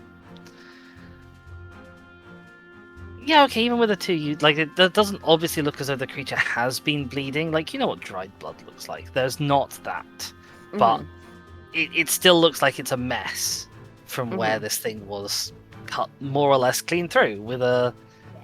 Does Yep. no one use a sword? A mace, a morning star. A morning was star. smashed It was, off, it was yeah. mushed. Ugh. It was Okay. crushed and then blasted off by radiant magic, I think, or was it just a super crit? It was just a massive Just a crit. super crit, yeah. The back end of the thing is just a real mess. Right. Good times.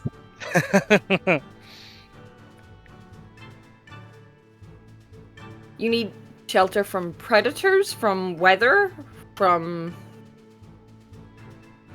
what? Yes, Exactly. danger, cold of night. Is here too cold? Could be warmer. Oh. What have we done to this poor creature? I know. You're asking that now? Oh, Shush. well, It did nearly kill several people. very true. Yeah, I think like Delphi would basically like ask it if we made it comfortable and provided food and shelter for it, if it could make hardwood from softwood for us. Normally at this point I'd ask you for a check, but at this point I think it's just gonna say yes. It's kind My of not God, in a it's, like, position to fucking disagree with anything. Well, I mean, it could just curl up and die. Like, it could just be like, no, fuck you guys. But it wants to live. That's the important thing. Poor Yeah. thing. Right, so it's Connie's mother who's looking after this creature right now? Yes, who's called Renia. Okay, Renia, Supposed to be like I Renia. will Renia. I will tell Renia, sorry. I will tell Renia that it's going to help us, but we need to make it place warmer, and I'll I guess I'll have to tell someone that we'll need to fell some trees to feed it and stuff like that. But the trees we feed it will also make into hardwood. So, but yeah, we need to find a way to make its enclosure more warmer, because it says it's cold and it shelters in the trees normally, and that it could be warmer. And I'll just pass information along about trying to build a better enclosure for it, maybe, because we'll need to put wood in there for it to make it harder and do stuff with. And I guess someone better at medical things than me should maybe come have a look at its wounds. I mean, I guess we can just, when we chop down trees, we can just, let it eat the core to, improve the rest, and then we can use the rest. Yeah, So yeah, when that's- you yeah. when you encountered the trees that this creature had sort of already been at, Mhm. the trees that it had eaten were reduced to basically just kind of hollow shells.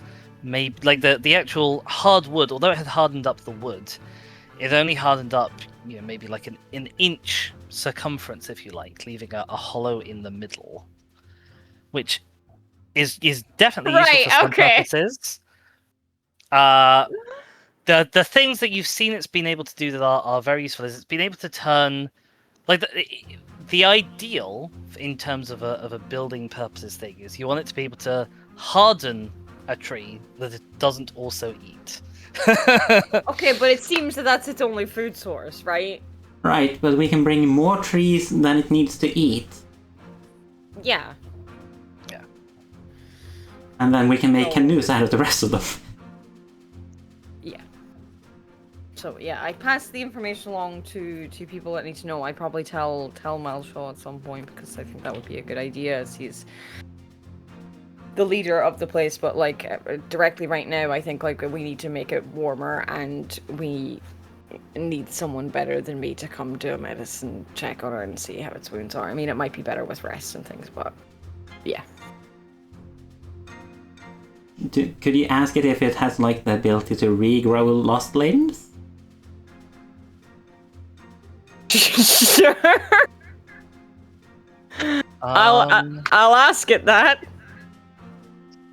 Oh god, I don't even know what the answer to that question is.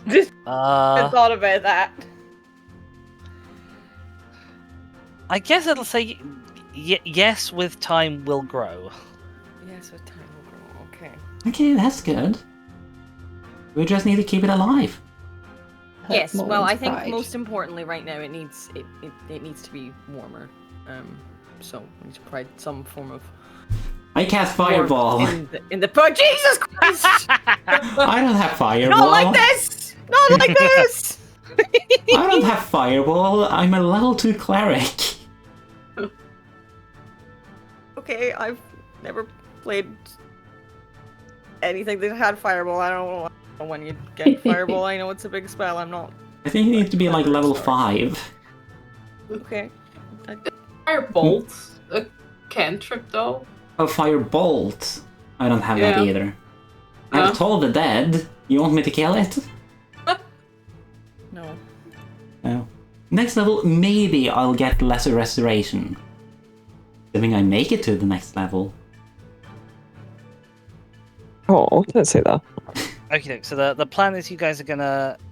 Actually, before that, I'm gonna ask Melna. You wanted to come along and check in on the worm. What are you up to? Yeah, as soon as seeing it was still secure as it can be, I have a bunch of cargo to take to a blacksmith. Uh-huh. Oh, the bones, yeah. But yeah, the big cart that was Bones. just presumably just been left outside the front of town. To the bonesmith. I imagine you've probably been dragging it with you if this is your plan. Oh, if it fits through the town without causing a rocket. Oh, yeah. Okay, then yes, that must be delivered to the smithy. With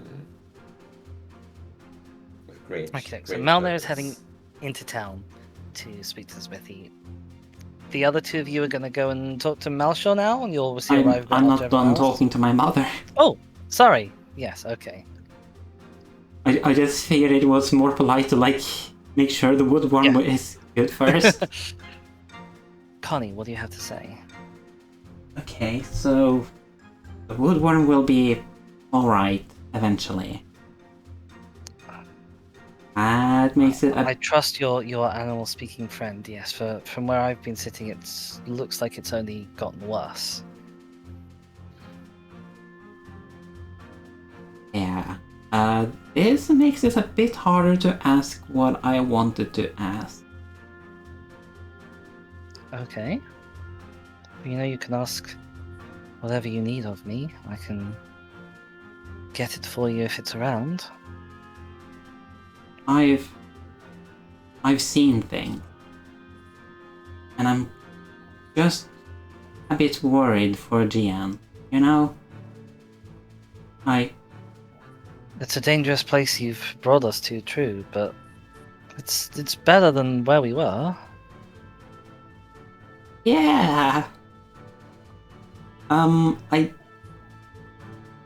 just like you to keep close to him. Make sure he's safe.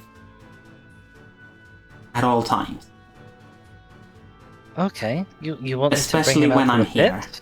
Especially when I'm here. Especially when you're here. I mean, I think he probably wants to spend time with his mother now that you're here. He's going to be so excited to see that you're back. I know you always missed me when I was away.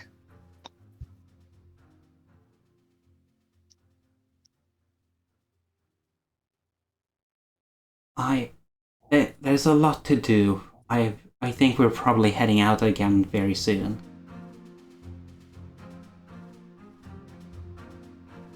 I see. I'll make sure you stop by. You can see it's sort of this isn't kind of coming super naturally to her. She's trying to encourage you to be like, yeah, go do good parent things. Whatever those are.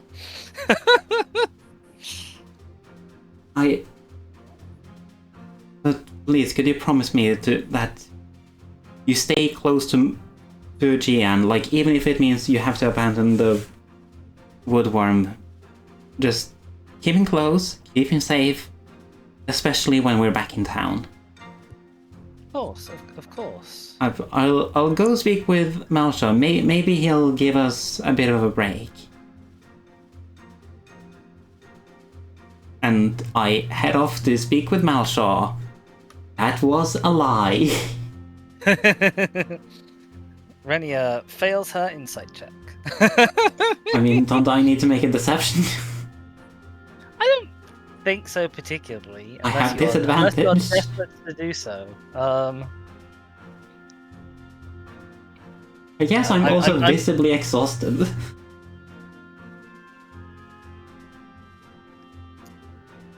Okie doke. So, meanwhile, the other three of you who have headed more directly to Malshaw, you arrive. You go knock on the door to his little room that he's in. There's a call of 1 minute from inside in his usual sort of gruff tones. I immediately prick my ears up, trying to work out what he's doing in there that he can't come to the door immediately. Make me a wisdom Why are you perception. like this? Okay, I'm not sticking my ears to the door. I'm just listening a little bit harder. Perception. Yep. 17. It sounds like he's arguing with somebody. Obviously, because you're not like 100% focusing, committing on like absolutely gluing an ear to the door. You're not going to catch every word.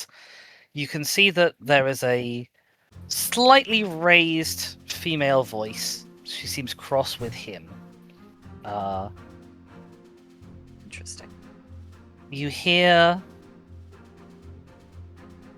What do you hear?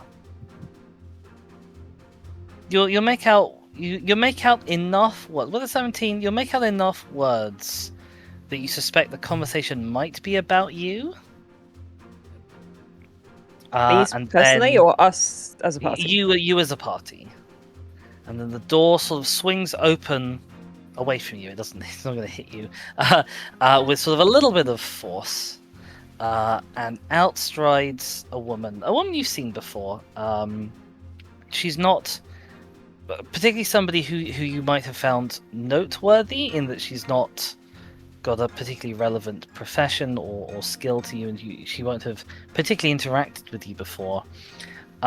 She is an elven woman. Some of you have spent time in elven lands, perhaps enough to know that she is what would be considered for an elf sort of middle-aged, although to a human she probably appears as though she's sort of still in the full flower of her youth, as you might say.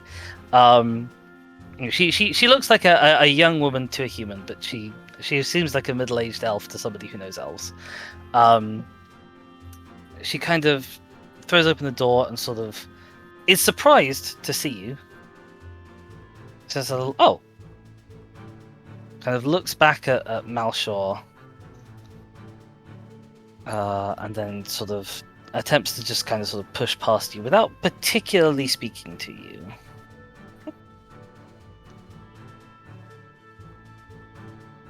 Well, I guess we'll just let her go. So you're saying we don't know... We've seen her around town, but we don't know who she is? Yeah, none of you have sort of particularly suggested that you've been out seeking to like sort of mingle and speak with people specifically. So none of you have spoken. I did go and mingle for a bit. I don't know if that helped. You watched, was my Fair. understanding, rather than engaging. So you specifically will definitely have seen this woman around. You know that she has some kids. She has a little elven daughter, and she has, I think, I'll have to check my notes. I think she also has a half-elf daughter. But yeah, so you've seen her around, you'll recognize her, but none of you have particularly interacted with her. As far as you know, she's just one of the people who has come through, who is a citizen of Refuge and works the land around Refuge. There are many such people. But yeah, Malshaw sort of is obviously looking at her as she leaves, sees you, is like, enter.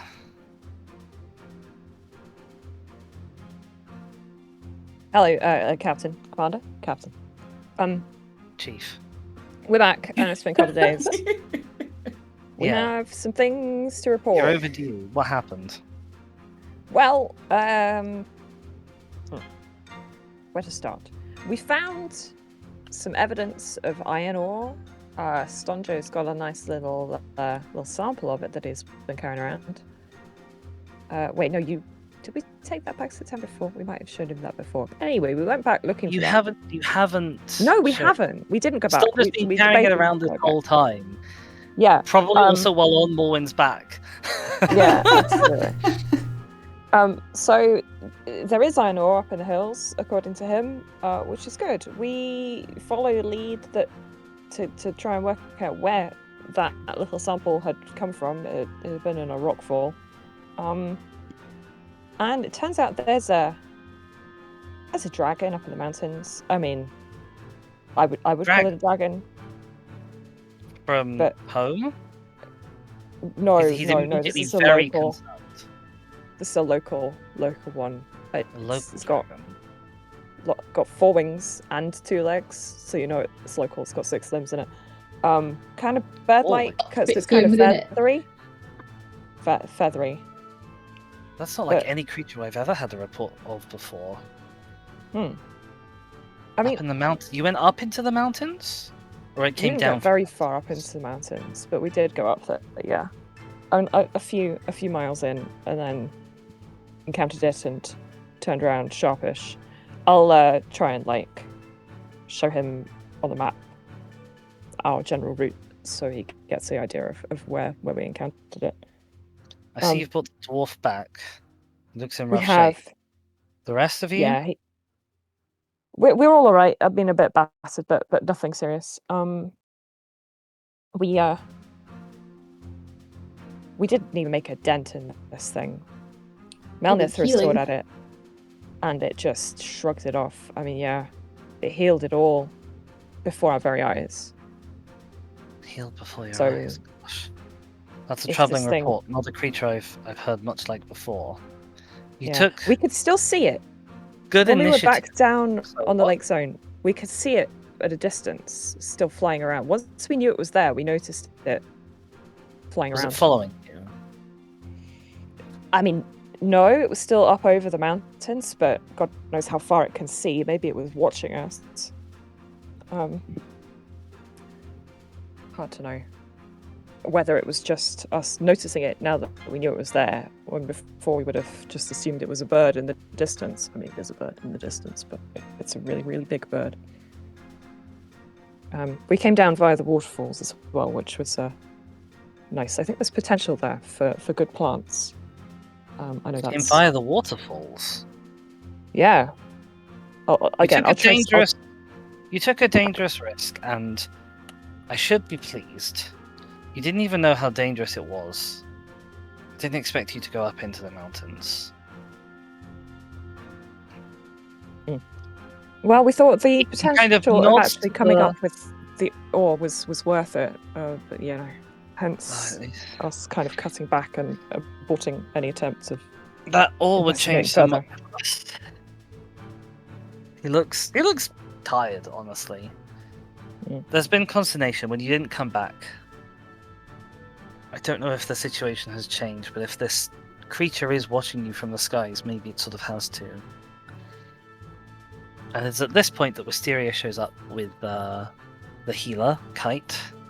Kite sort of immediately kind of grabs Stonjo, kind of roughly, honestly, for a healer dealing with an injured patient, and is immediately sort of tutting and scolding him, and also you, for having engaged him in whatever strenuous activities you've been up to. And they kind of ask, you know, where have you been taking him? He looks like he's been, you know, up a hill, down a valley, through a bush. You're not Spot far wrong. on. Yeah, it's Very pretty much, well. yeah. They kind of look at you, the three of you, I'm not here. not quite in like disgust, but like with a clear like clearly disapproving look on their face. And then they kind of look over to Malishar, like, do you need this one? He's like, not desperately. They just kind of they grab him and yoink his arm, which causes a yelp of pain from Stonjo. Just kind of Oh, careful with drag him. over to the door. And, Morwen won't be Heading pleased off. if you undo all her hard work getting him back down. Yeah, the hill. Morwen. How do you think Well, I'll feel with you having undone all of my hard work? Honestly, adventurers. Magicians think they can do it all. Come, you. And then they're off. Two of them are off. Morwen will wave bye bye to Stonju.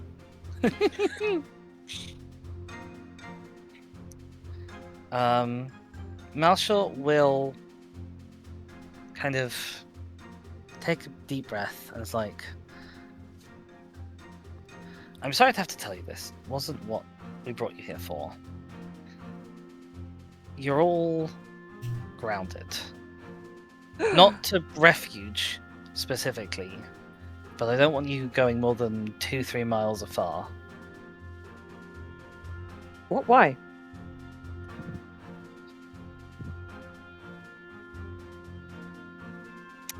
You would not be the first adventuring party we've had to disappear up into the mountains. Knowing that that's the way you went, I think it's a miracle that you came back. The last ones didn't. And I can't have you wandering off. That's one thing. Secondly, that was Garadriel. He kind of nods to the door in the direction that the elven lady wandered off in. She lost 2 people on that expedition. And people don't want me throwing your lives away. And I can respect that. I don't want your lives thrown away either. There's good use to get out of you yet, but I've got to balance my role as chief of these people with my role of getting all the things they need. And right now, I think you're going to be more useful being seen around, strong and kicking now that you're back.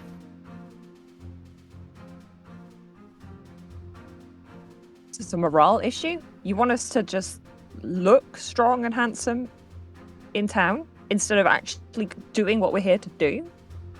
Yes, if that's what you need to do, then yes, I do. He's obviously not pleased that you've brought this up. He snaps at you. Yes, I do.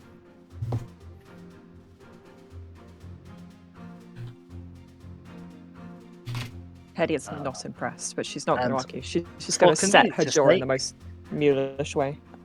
when everyone apart from Melna now shows up.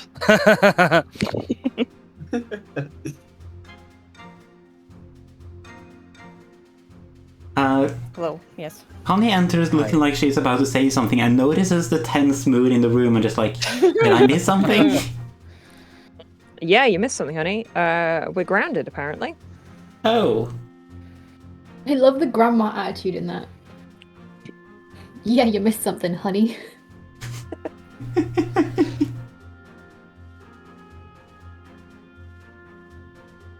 Go and get to your bunks.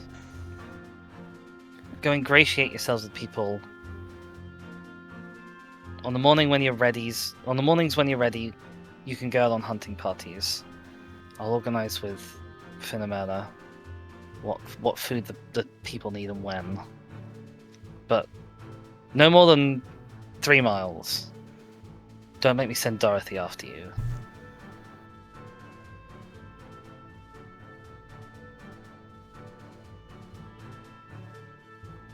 In practice, I'm going to say 2 hexes. Yeah. Because I realize this is not a convenient Right, 3-mile grid. I mean, to be fair, we can potentially explore. You know, we've not seen these hexes down here. We could peep into the erratic zone just about. He's obviously looking for a way to push this boundary as much as she can. Because And nothing being for told 2 days. not to do something. I want you in town for 2 days. Be seen. Is this as much a concern for our safety as the safety of refuge? More out of concern for people's thoughts about our safety than having more combatants in refuge? I mean, if Yeah. that dragon thing has followed you, then maybe we're going to need everybody around that we can get. Yeah. That's not my On that first concern topic, until we know it's coming. Yes? Understood? on that topic, we kinda have all our eggs in one basket here. And that thing can wreak absolute havoc. It levitates rocks around. Well, when we found... I don't know how much everyone else told you, but when we found that, like, big sample of iron, it had, like, crushed someone.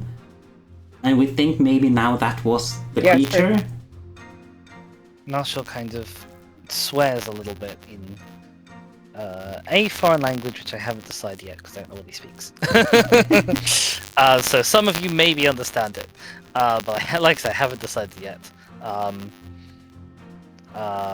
He kind of mentions, he mutters under his breath, oh god, you old fool. So So I there's not the have... first person with expertise that came here, but he went off to go and investigate on his own volition. Took 3 people with him, none of them came back.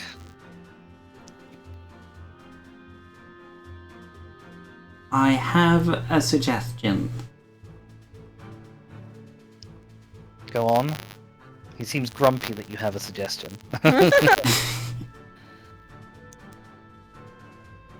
Perhaps we could set up a secondary settlement. That's So- exactly what I was hoping to do, but we've no wood. I was hoping Oh. we'd find something Good. worth extracting. On With no the, iron either. on the Good. subject of wood, the creature we brought back has agreed that if we bring it soft trees, it will make them into harder wood for us now, as long as we keep it housed and fed and sheltered. And warm. That's great. Where are the soft trees? Is it? I out of character, don't want to come off as though like you've not done well or anything, but he in character is currently not. Not having Well, like, trouble. surely there's been soft trees around before. Like, there was like the place with trees before, right? Like, we had that place. So Yeah, you said they're all gone. surely there's more. Must be more. We've just deforested the entire lake zone, have we, apparently? Yeah, I mean, we don't you know, know that- like how fast they regrow. You know that they've deforested quite a significant area around Refuge. Yeah. You've nothing else. You've been able to see that for yourself. Yeah. As you walked through that region.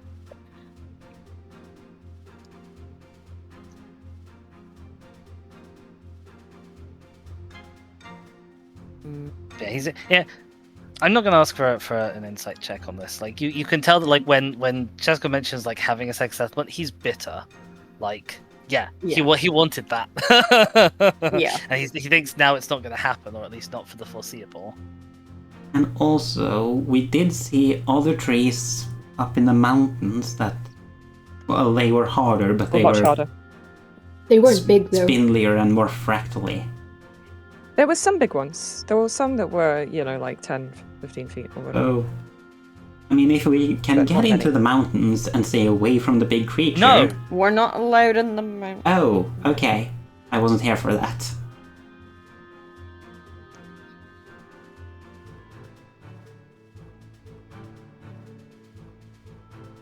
He kind of gives a wave of his hand as though like you're dismissed.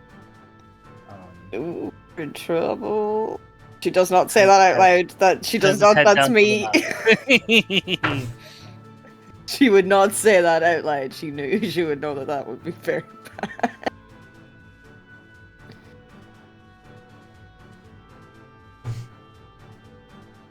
We all. Are you taking your leave, or is you wanting to hang around and discuss further? I mean, if he's kicking us out of his office, it's hard to... argue with that. Yeah. I'm- What I'm did you say very the elf tempted. lady's name was? Sorry, Connie. Yeah, go. I'm very tempted to give him a very good reason for not letting Connie stay in refuge. But that may involve breaking a promise. What are the consequences of breaking the promise, though? I mean, is it a binding promise, She'll Yeah, that's hold up her to you, tongue. Holly. or is it just an honor thing? I mean, you try giving a promise to a goddess, you see what happens when you break it. That's the thing, yeah. So it probably is divinely ordained. It will be really awkward if you Mysteria's just gonna suddenly... leave. Yeah. Either way, yeah. she will just, Yeah. like, give a So will Delphi. Like, respectful nod and leave. Connie hesitates, but also leaves. Delphi's probably been like in trouble with her parents before, and like just saw the way he like clearly didn't tell us to leave, but like gave a like dismissive gesture, and she's like, "Oh yeah, I think we should get the fuck out of here." Like, Yeah. Like, Hetty's probably the last one to leave with a really, like, stubborn set to her face, really resenting all of this. Because what is the point of me being here? You know, a wild survivalist tracker if I'm not allowed out in the wilds. yeah. As you leave and close the door behind you, I missed. you hear a distinct angry outburst from the far side of the door. Not words, just a wordless sort of Just a big... yeah. He kicks the desk. Melvin, Stubs his toe. you are elsewhere. Yeah. You have Hello. dragged a cart full of bones. Not quite as many bones as when you started, but the vast majority of the bones that you started with, down to a smith's. Yeah. You find him. His forge is not presently on. You instead find him out the back of his sort of smithy area, stood in a little space that he has cleared with not even a straw dummy, just a sack full of sort of spongy moss, doing effectively what is a very twirly, fancy sword drill with his rapier, plunging it into the quote-unquote heart of this little sack figure, and pulling back, regaining posture. Speedy footsteps, side to side, stab, repeat. Impressive form. I just want to say. My good dwarf, thank you. It is a pleasure to see you again. Many believed that you would not be returning. The many were wrong. It was an experience of the mountains, but we've made it back. Not without a few dents, I see. Not without Kind a of- few kind of dents, but wanders up. You can see he's clearly having a look over your armor. there was a great beast in the mountains. An exciting took a- tale. I took a few And I knocks. see you have brought the spoils of your great beast. He Not- he spies the cart behind you, or the sled behind you.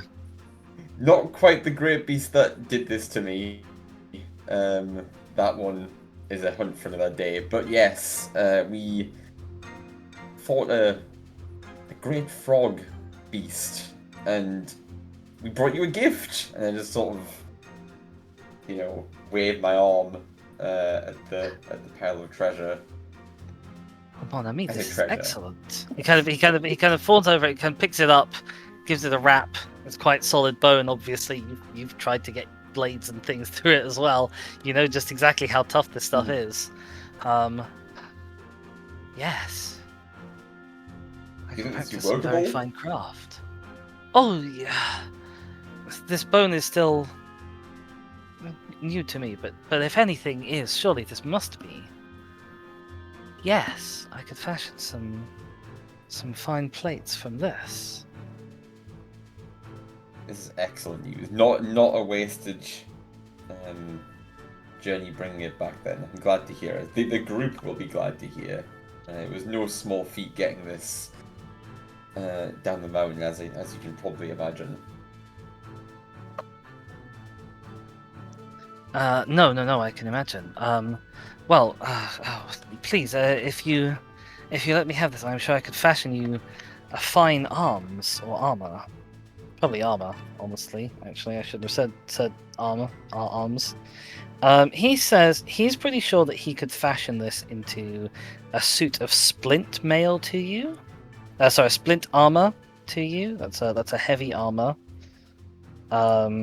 If you're after something else, give him a pitch. We'll see if I think our French smith could make it out of bone. Oh goodness. That's a lot of pressure for Melnier here. I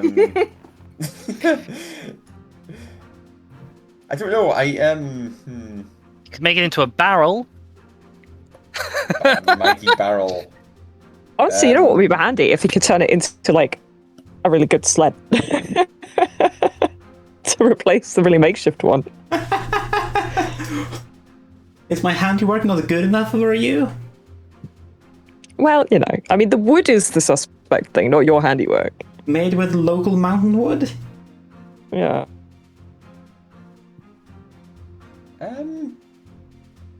But it's Melton's decision.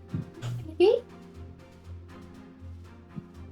I feel it's not just Melnier's decision, really. It is Melner's decision because you're the only one here. Well, it is because Melnier has been left to.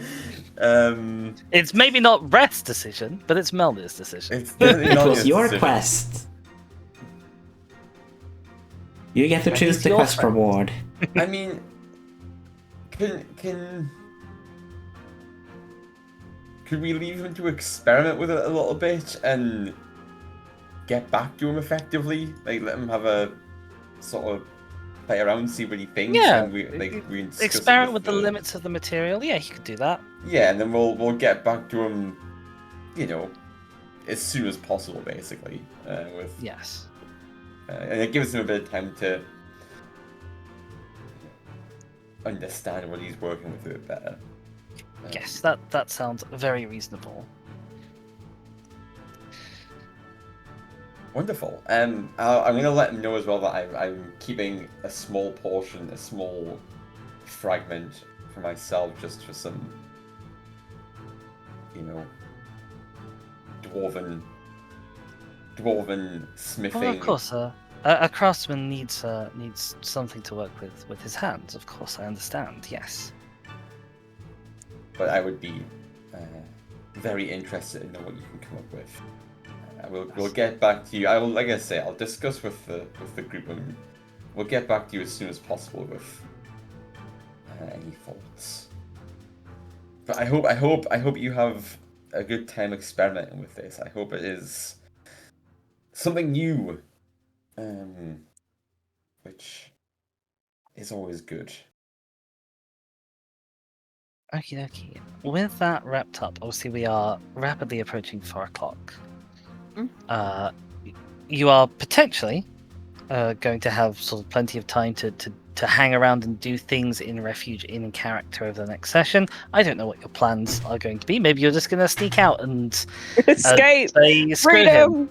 That is sort of up for you to decide, but what I want to know is just in the last 5 minutes, is there anything particularly pressing and desperate that you'll want to do now that won't be lengthy? Like if you want to go and see the elf lady, whose name is Garadrian, that will probably be a job for next session. But is there anything quick that wants wrapping up?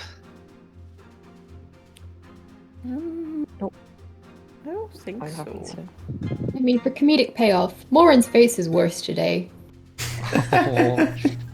Oh, darling. Connie, help.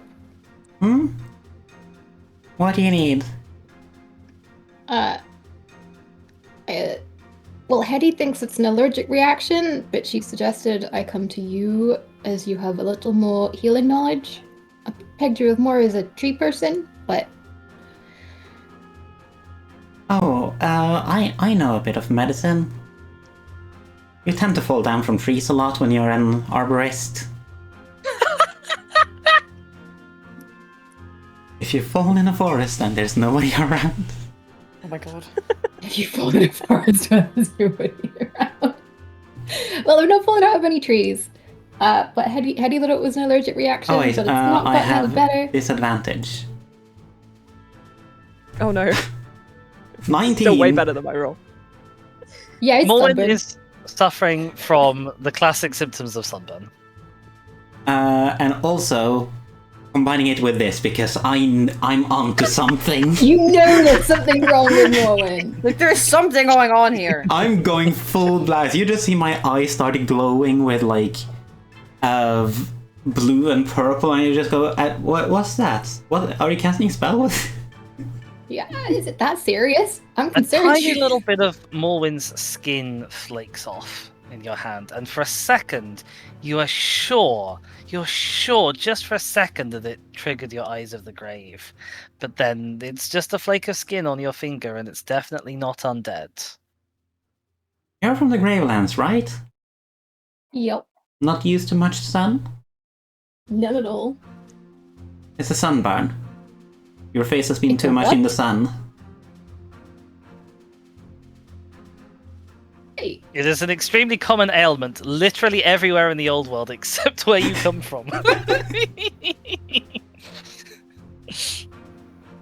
lovely. I mean, What if you have were we like a lost? vampire or something, then you'd turn to ash, but no, this is just a normal sunburn. She is more concerned by that than you would have expected. I'd suggest start wearing like a wide-brimmed hat, maybe like one made of straw. I don't know if there's much straw here. I'm not much of a weaver. Amazing. Sounds like we have time to sort that out, though. So, Yeah. In the meantime, keep to the shade. Maybe see if anybody has some kind of lotion or ointment to keep the effect of the sun off.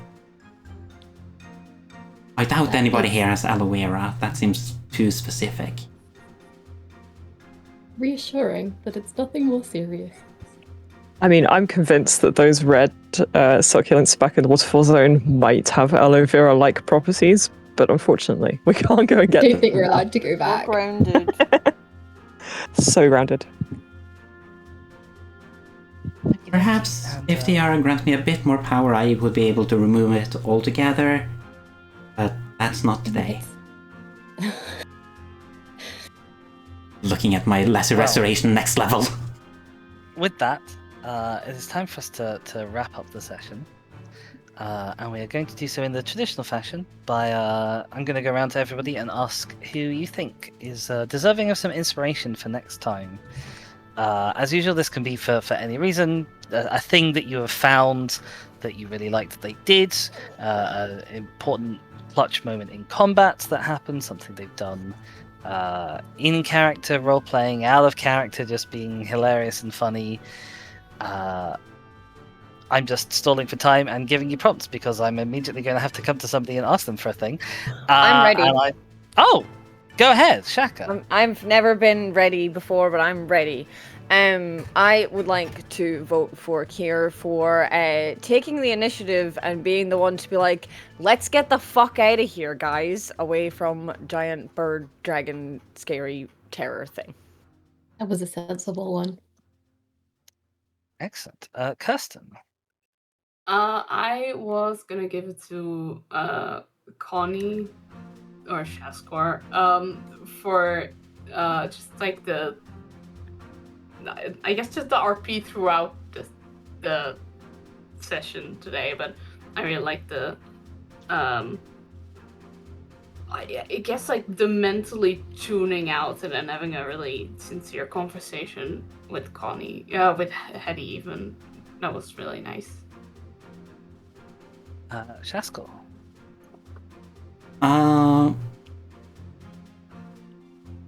Whose idea was the arm wrestle again? Oh, I can't remember if it was Moen or Reth Valdir. or Really But it not was the arm two of them. wrestling. Of all the heartfelt it things was- that have happened today. It was yours, the idea, wasn't it? Heck, you mentioned. Yeah. Yeah. Yeah, okay, I'll give it to Hex then. Because I mean, just like to be heartfelt fair, conversations all around and then just like arm wrestle. it was a really good like a break of the tension, you know, like Yeah, in It terms was of an the story excellent break of the beats, you know, tension. it was really good. that was needed. Close to crying. Aw. Hex. I gotta give it to Connie as well. It's been a very future sight heavy session. I liked the blind panic of just gonna drop off this cliff. Goodbye. Wrath. I'm gonna go with Hex because the skittering up and then back down the cliff really got me. I just like the skittering. So I'm giving it to that. And finally, Claire, you do have the ability right now. I'm looking at the scores. You have the ability to do something very funny. Very silly about the Wisteria. Yeah, that was my plan. Oh, I was torn. I was torn between voting for Wisteria for covering the retreat so well and taking charge of that whole situation, and Connie for, you know, having the plot points and RP like we were saying. Wisteria was my that was where I was gonna go, and that makes it a 2-2-2 on the vote. That's fine because That's I am fine. actually, We have Dizzy. yeah, I'm actually well prepared to break this. Okay. Because although there were a lot of exceptional moments from loads of people that I really loved today, I am definitely going to break this tie in favor of Wisteria, because although the Shaskar and Hetty conversation was extremely moving, I was sort of in a way prepared for that because I've obviously, as the DM, I have a knowledge of what's going on with Connie, maybe even a little bit more than Shaskar does sometimes. But the Wisteria and Delphi conversation, I was less expecting, and it hit me maybe slightly more emotionally, weirdly, because of that. And like that was definitely the moving point of the session for me. So I'm going to break this tie in favor of Kirsten. You have inspiration for the next session you are around. On the point of that. Yep. So they're like I'm gonna take charge.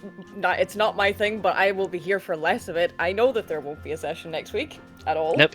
There will not. Because Dizzy won't be here. I also won't be here. But the week after, me and Kier won't be here. yep. Yes. So that is a thank you very much for bringing that. That's an important thing to address. So yes, definitely no session on Sunday the 26th. my question to the 4 remaining people, so there's Shaskor, Claire, Hex, and Reth. Can you do Sunday the 2nd of August? The 2nd of August. Yes. Not be a The only date I can't do is the 16th of August, which is 2 weeks after that. Okie doke. For anyone who So can't that's count. a That's the that's a- only Sunday I am not around for, as far as I'm aware, in the upcoming months. But Yeah, I will be on a plane while you guys are playing D&D on the 2nd, so... Yep. I think I should well, be good. maybe not on a plane. I will be on a plane at some point of that, not the whole Well, time. partially be on a plane. It's a very short flight I have. Like Jack will be it's for- dangling out of a plane. Yeah, no, Shaka will be bored at the airport between. You'll I be will be bored at the parachuting. airport, and I will be on a plane, and then I will be in another. be bored at the airport again. Yeah. The other end. Well, the second at the airport might be a, oh shit, I could maybe make the bus if I run. Because I like to seem to book flights that seem to arrive slightly late, and then I'm like, I could run or I could wait over an hour. So, yay. So that's a yay from a Claire. Do we have a yay from a Shaskor? Yes. And Hex and Wrath. I heard positive sounding noises. Oh, Oh, Wrath? I can hear Red saying yes next door. Oh yeah, sorry. Yes, I mean, where? That's my Okie doke. positive sounding. Marvellous. Yes, please. I In which love case when I Hex will... hears replies and Red says mute. It's like, Sorry, Red I was says, Red says sorry, I yes. was sorting something out. Sorry, I was sorting something out. Hex is our Wrath interpreter sometimes. Yes. All right, fantastic. Well, in that case, I will say thank you everyone so much for being here. I will see you all on the 2nd. Before we go, do people want to tell everyone who you are? We're going to do in the same order that you all did your votes. So we're Oh going no, to I come was to prepared Shaka. for the other thing. I wasn't prepared for this, even though it happens every week. Hi, I'm Shaka. I do things on Twitch. This week I've been crying over Claire Obscure, a lot. You can find me at twitch.tv/Shaka6331 and on other socials and stuff. I only really use Blue Sky. I will be hopefully streaming later if OBS cooperates with me, and I haven't decided what it is yet. I'm slightly swayed one way, but it's a surprise for now. Oh. Kirsten?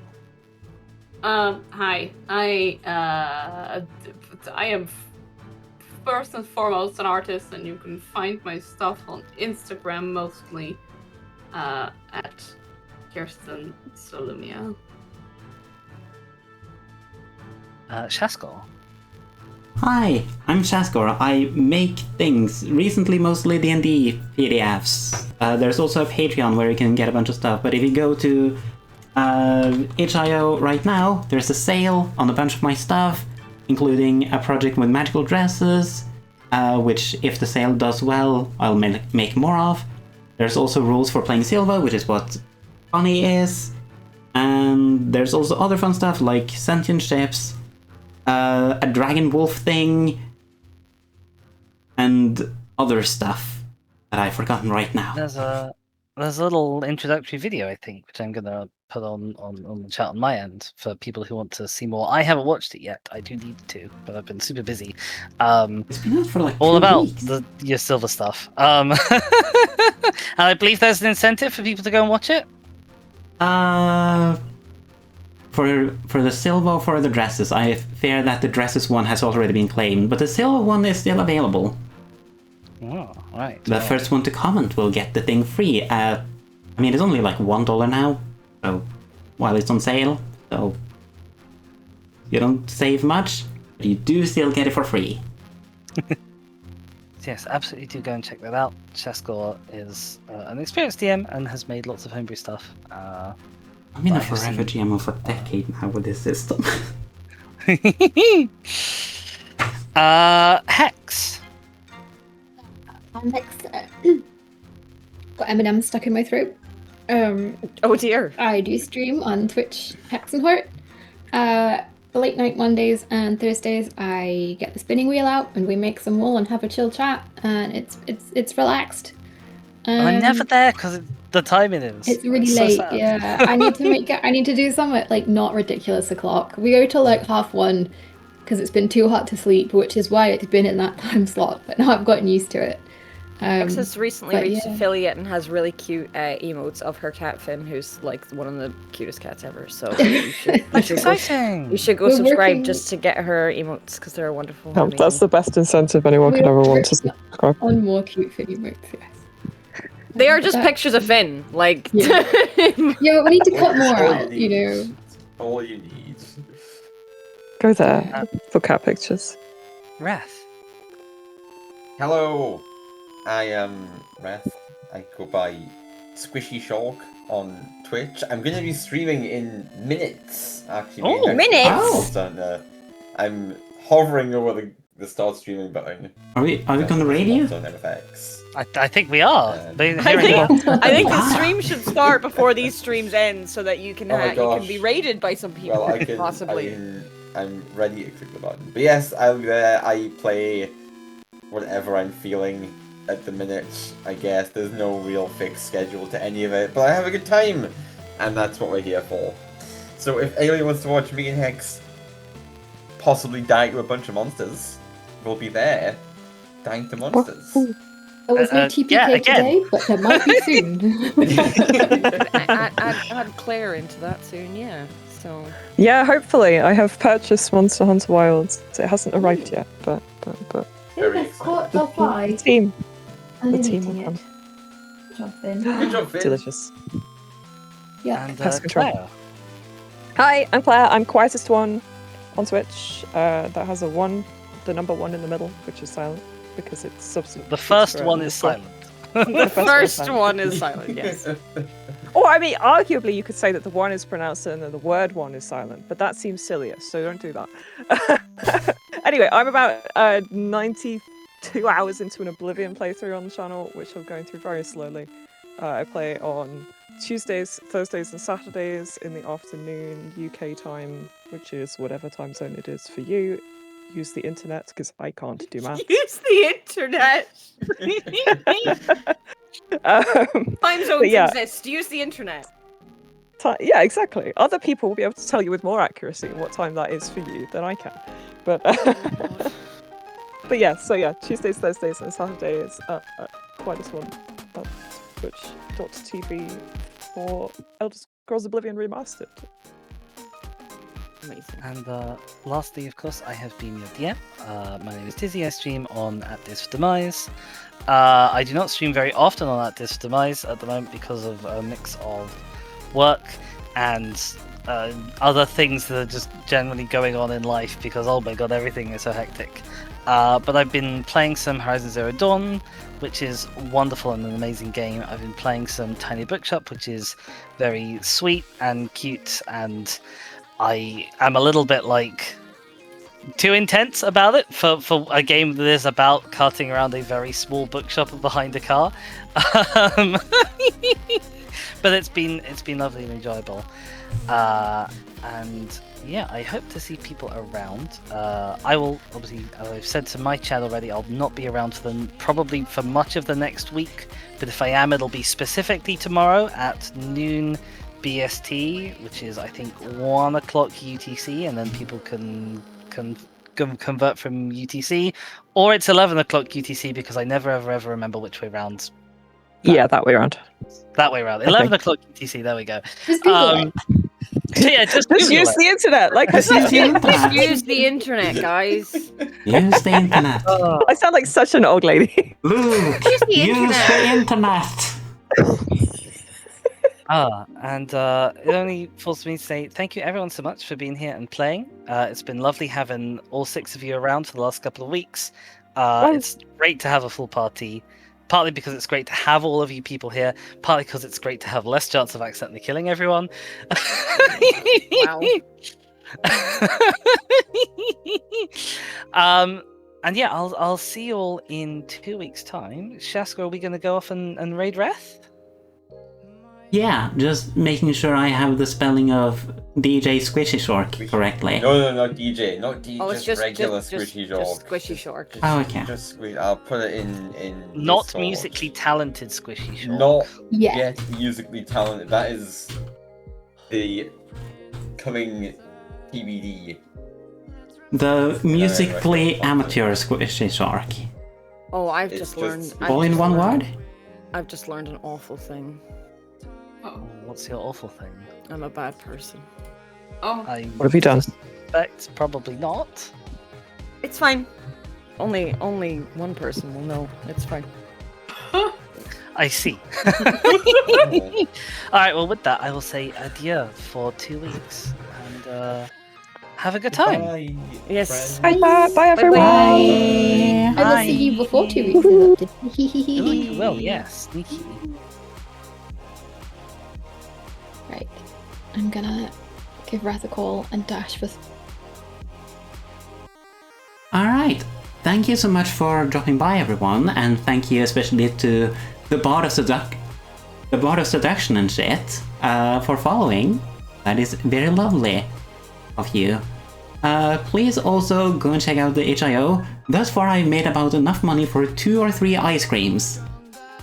If someone else goes over there as well, there might be enough for 4, and then maybe one day I'll be able to buy ice cream for everyone in this group. I am not very monetarily sustainable or economically viable as a person, I guess. I can remove the big dizzy from the screen. How much left is the raid? Oh, the raid is nearly happening now. Yeah, that was a big duty of the session. Thank you so much for coming by this little corner of the internet. Welcome back next time and say hello to Squishy Shark. For me. I guess I'll also be there. Bye!